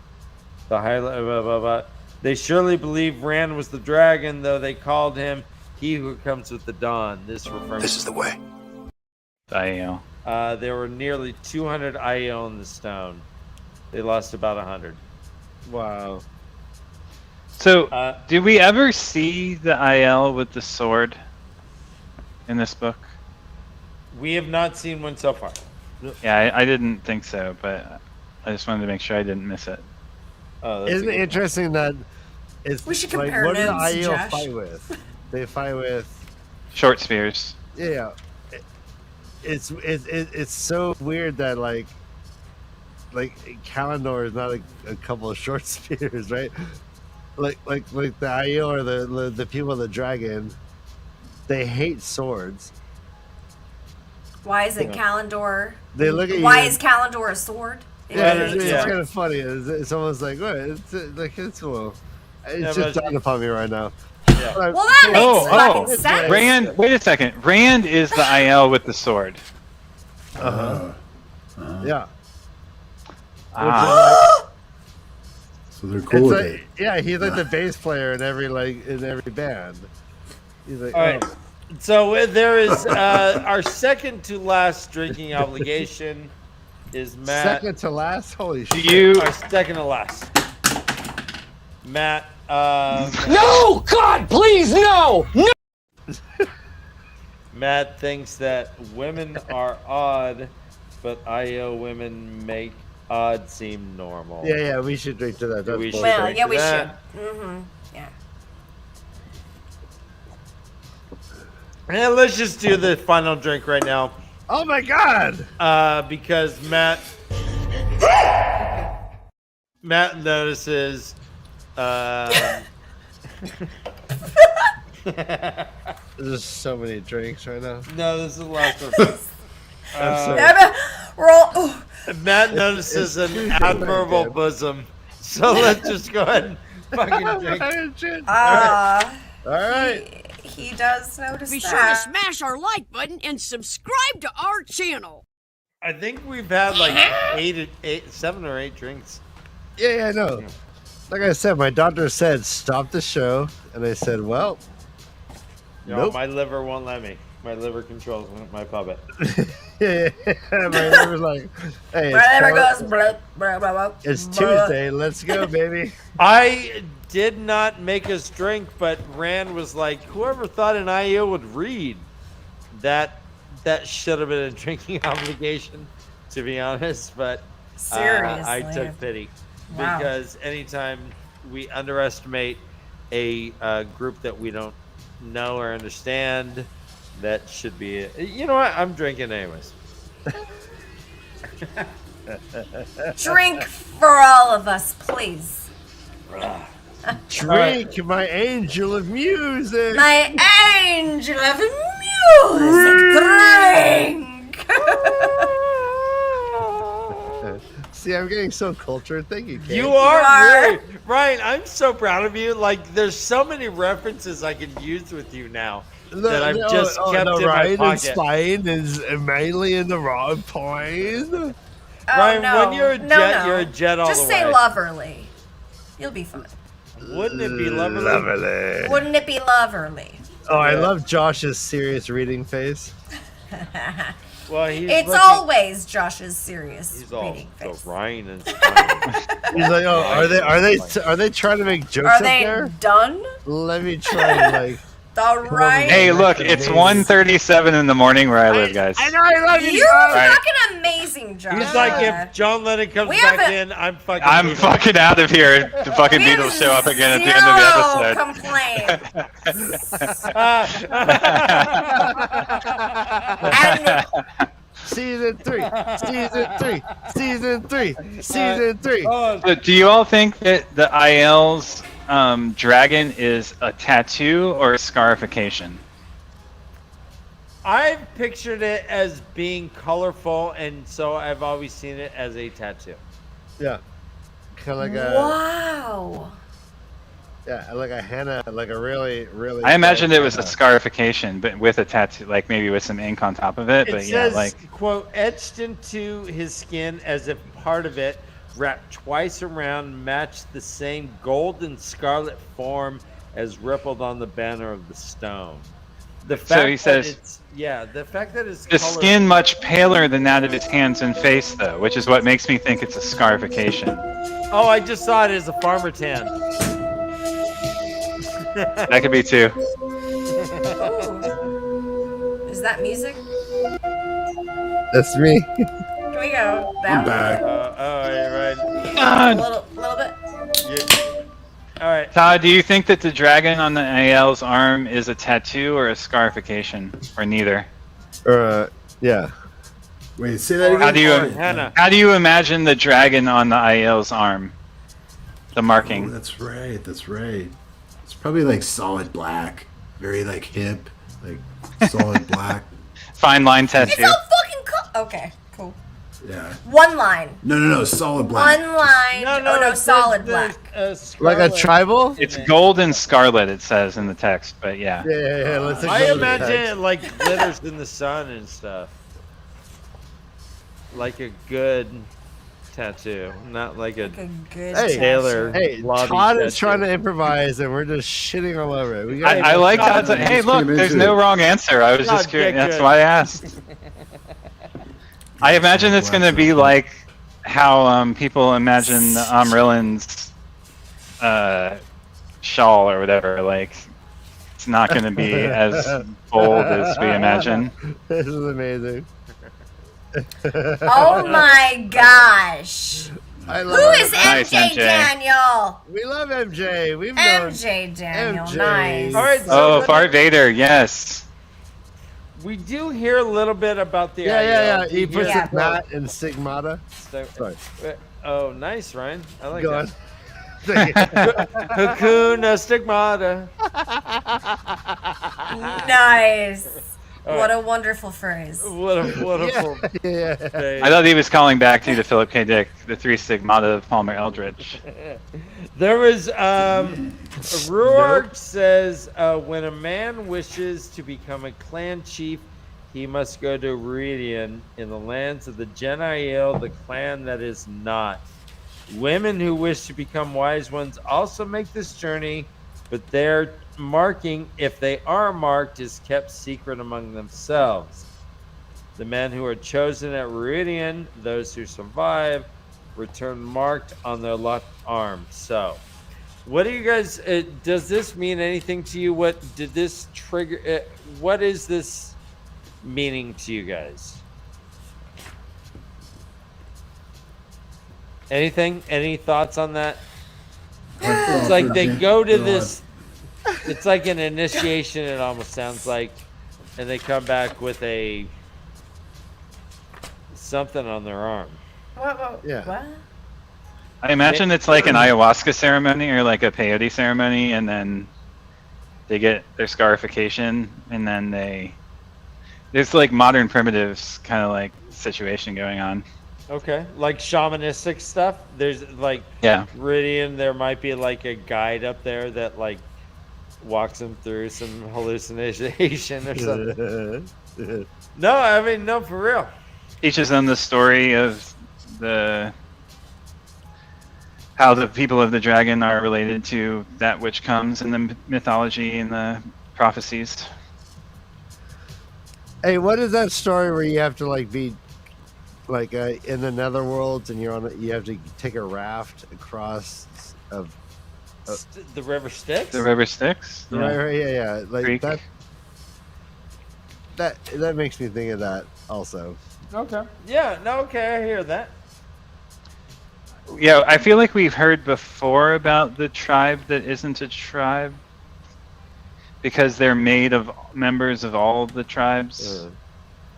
Didn't we learn about this earlier in the text? I've heard of a Josh that is not a Josh. So It's am a I. Shua. Joshua. It's a Shua. Joshua. Exactly. I'm so glad you got that. We see that they have a seal, an intact seal. This is the first intact seal of the Dark One that we have seen. And Matt's like, look how much fucking money that thing's worth. That thing is big. We also hear Lanfear, Samael, and Ravine as being potential Forsaken that are out in the world. So that lends more credence to the idea that Ravine is Gabriel, yeah. Yeah. Egwin is the one who says, Varen showed me a page of an old book that mentioned balls on your mom and Ismail together. And she goes on to say a name hidden behind a name. Yeah. And that's the text that we talked about because like Varen was like obsessing over it to the point where like Egwin left her room and she was already out of her mind because she was like reading the text for the 1,000th time. Right. I remember that. So Yeah. that leads me to the question: is balls on your mom dead? No, I don't think he can be dead, right? I'm along with Moiraine's idea that he wouldn't leave behind a human body because he's not an incarnate entity. But did someone die there? Ishamael. Was that? Okay. That was a Forsaken. So Ishamael is dead. I mean, that's what we're led to believe, I think, right? Okay. Isn't like Ishamael like the second most powerful though? Like next to the Dark One? Mm-hmm. So I think he would be like closer to the Dark One in Shia Ghul, right? He's not out yet. Oh,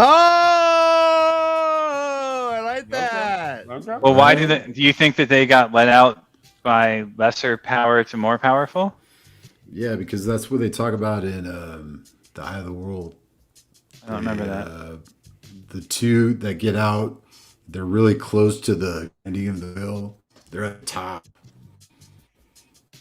of the Shia Ghul seal, I think. Yeah, and they're all like they kill them so easily. They're like snap. They're less like powerful, and they're all grinded. Shit. Yeah. We get one final scene where we meet Barrelane. That's interesting, Todd.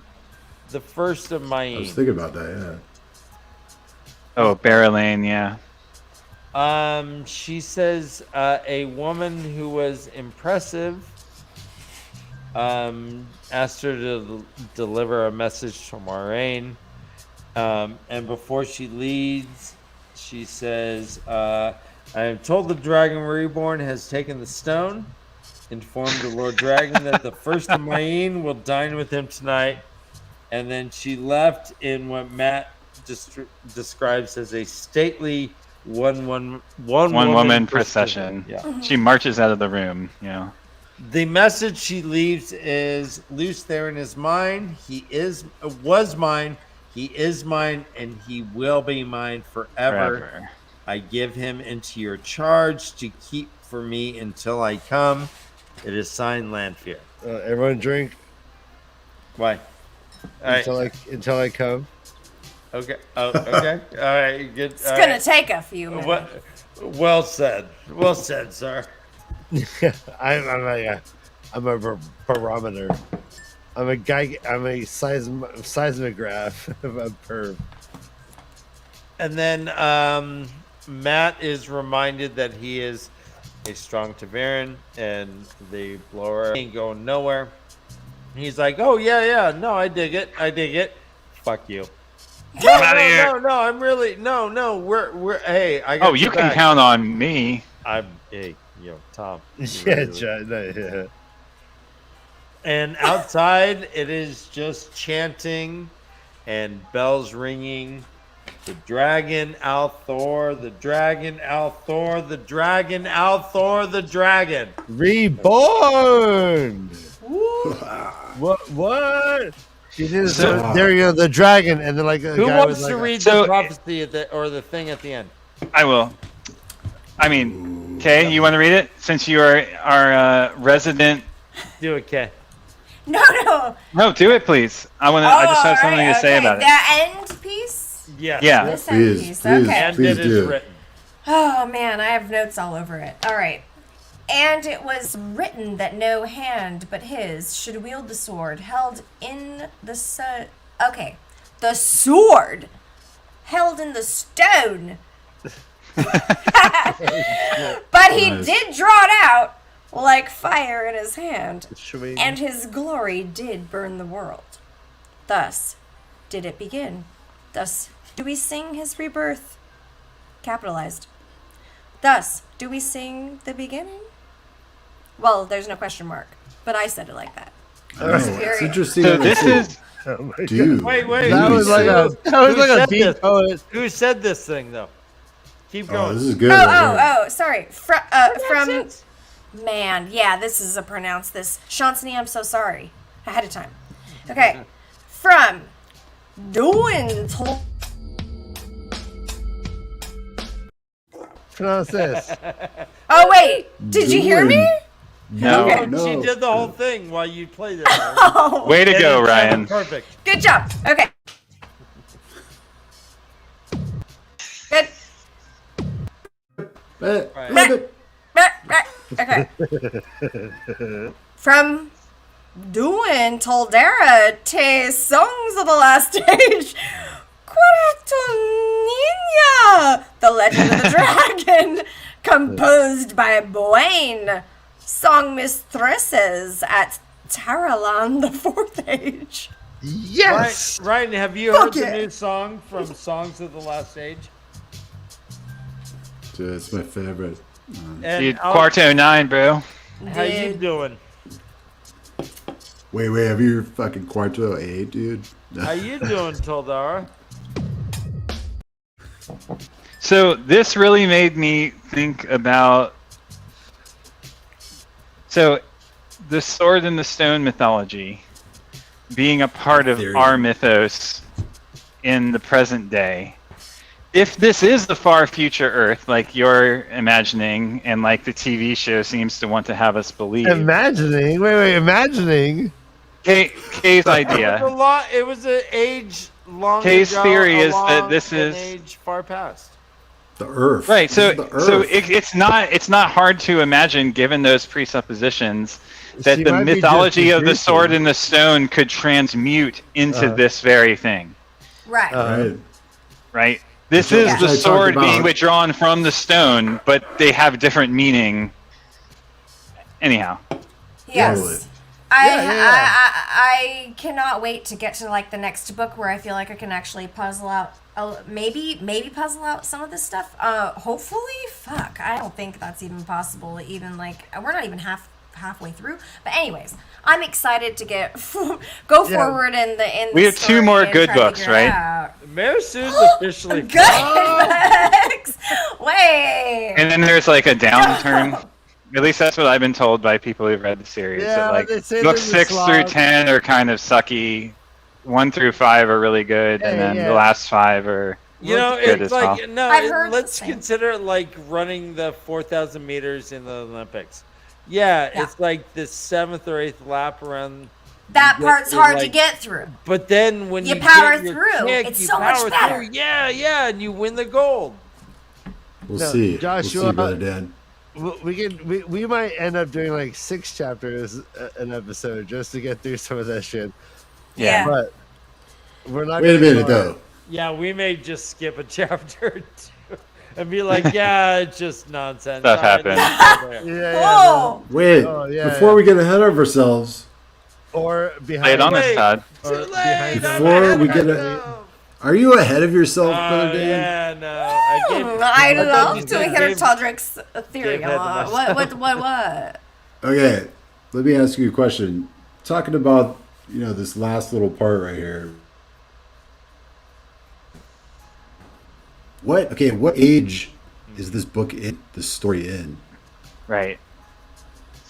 Third age, right? Does anybody know? No, this quote. Or is this the fourth age? Right?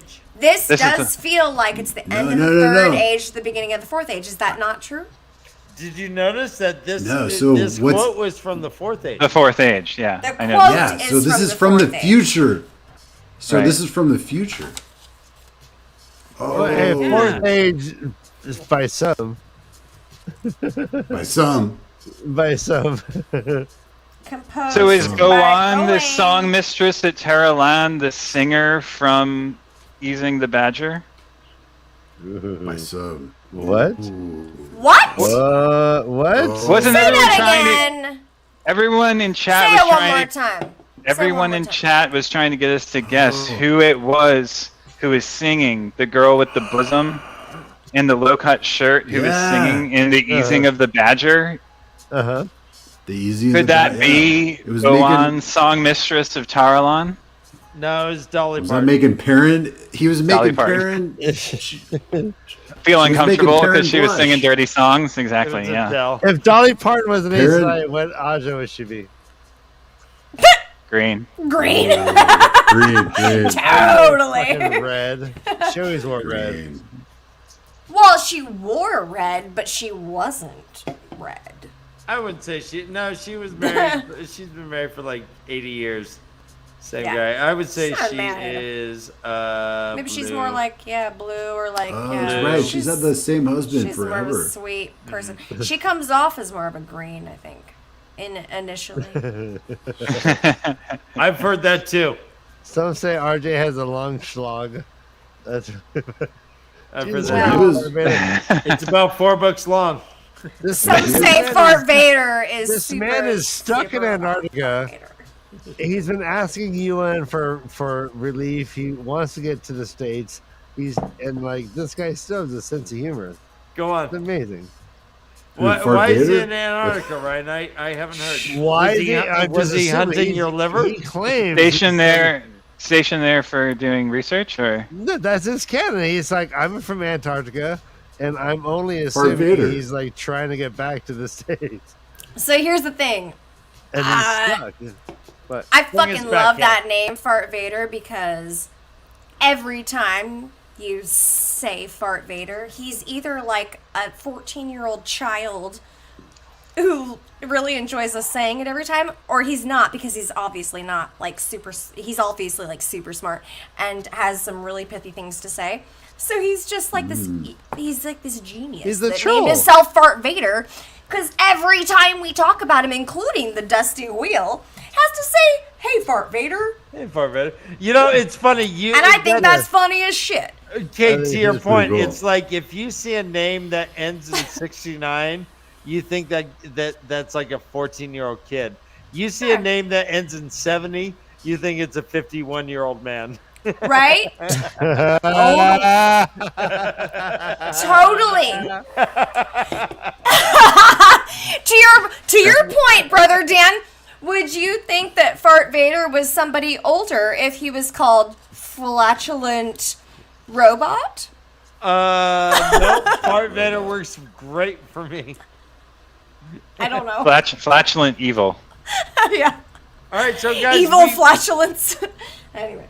we give what was your favorite aspect of the book? Let's just kind of give a bow on the Dragon Reborn itself. It I will starts say with something- Rand There. doing like inadvertent channeling earthquakes and shit, and it ends with him holding the sword of Kalendor, right? Right. Yeah, go ahead, Todd. I'm sorry. I just got to say, Matt's character arc through this whole book was like amazing. Fucking bravo, Robert Jordan, and just crafting. I don't know. he just started off as such a questionable character. You know, we were thinking like he's super, just a big liar and somewhat of a thief, and just I don't know. I think he had just an incredible character arc, but it's still at the same time. I don't know. Say again. I'm sorry. You As cut like out a as a hero, oh, where did I cut out? Shit. You said yeah, but as a hero, Just his. So yeah, I don't know. His character arc has bent towards this hero-like status. You know, he came to save three girls in the stone, and I don't know. It's just and just they very don't cool. appreciate it. They don't appreciate it. They still don't buy it, and Yeah, don't so know, I love it's that. very So his interesting. character's arc bends towards hero, is what you just said, basically. Yeah, it's bending towards hero because he kind of like had all these moments in the book that were so chance, and he heard, you know, about the plot to like get naive and Adolin and you know, and he just followed it, and he was like, no way, you know, I'm going to save them. I love them, and like, I don't know, it's just a cool character arc. Kind of like brought it. He says later at the end, he goes, "Oh, I would have never done it if I knew there was a Forsaken involved." And then he looks at the three girls and he goes, "Well, I would have done it quiet as a mouse. I wouldn't have been bashing heads and shit." So he was like, "Nah, I wouldn't have done it." Well, I love them. I would. I would have just done it more gently. I would have done it differently. Yeah. Yeah, like more subtly. Well, I think in the without second, scaring them. It was sweet. and in the second book, his arc is kind of similar in the sense that he is like kind of rejecting the idea of like him and Rand being friends, but then ends up blowing the Horn of Valair to like bring Rand's salvation, which is a similar kind of like transmutation of his character. I don't know. So it's it feels like a continuing development. Which is which his character, he's kind of selfish, and he's like thinking about riches and like his own self gain, and Awesome. But what we've seen essentially is Rand bolted from that camp and was moving to Tear, and more or less everyone just kind of was riding in his wake. You know, they were reacting to what Rand was doing, and Rand is the dragon now. Rand has proclaimed himself officially. Everyone is kneeling to him, and the last time we seen him, he is followed by an entourage now. He's become Jay-Z. Yep. So, do we want to do this Clay's question rated like number 1 to 5? Let's just say no. I just want to say, let's say your favorite character, and then let's end the show. So, let's say what our favorite character is so far at the top of the 3 books. My favorite character is Perrin. All right. Beautiful. I Todd. don't know. I'm like, it's a tie between Matt and Perrin. That's what I'll say. Yeah, mine is in the books only, books exclusively. I'm trying to. Yep. I really like Zareen at Fayal Falcon character. Like, I think that character is super interesting and fascinating. I want to explore that more.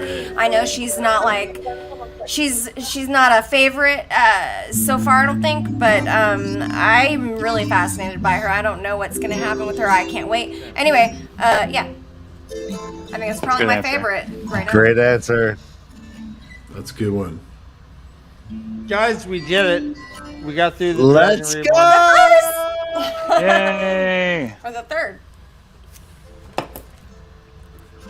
I think we're going to take a week and just Chill. Allow everyone to grab the Shadow Rising. I know, I gotta buy it.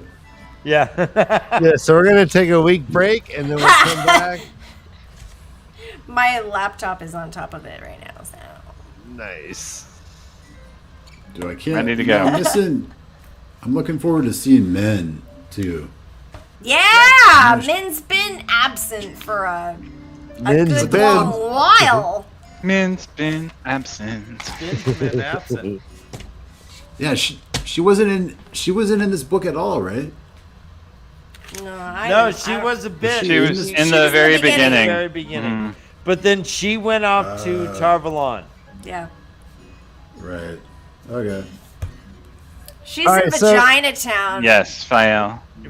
Hey, so real quick, I want you guys to take a second to talk to our fans and tell them what it means to you. Right? Be nice. Be nice. Wait, what it means to us? What? That they're here and that they are interacting with us. And that Oh my they're so gosh! loyal. Like, yeah, I only do this for them. I only do this for them. What the fuck? And the two of And you. the puppets. And the puppets. And the two of you. No, I love this group dynamic. I think we have all different perspectives, and it's really a lot of fun. But I mean, genuinely, what I do this for is like the fascinating story and my amazing husband. And and honestly, yeah, these people in the chat. Yeah, this is. I haven't met him. I met your average husband. Oh, well, you must meet the amazing version soon. Please, darling. Tip your wage. You're invited any time. Do you guys have any predictions as far as? Wait, Brother Dan. I want them to say hi to them. You're right. Come on, Todd. Oh, I love the Our fans. fans. No, the viewers are awesome. I love your live chat. Just Thank spirit. you, Mr. Stubby. Yeah, live thank chat you. spirit, MaTsDaGgerX, Village Mattress, like FartVader, fucking everybody. I'm sorry, I'm not gonna say everybody's names, but like it's very inspiring and awesome questions, and I love that you're hanging out with us and drinking with us and being silly and serious and critical at the same time. Yeah, and let's get more of you all on the cast.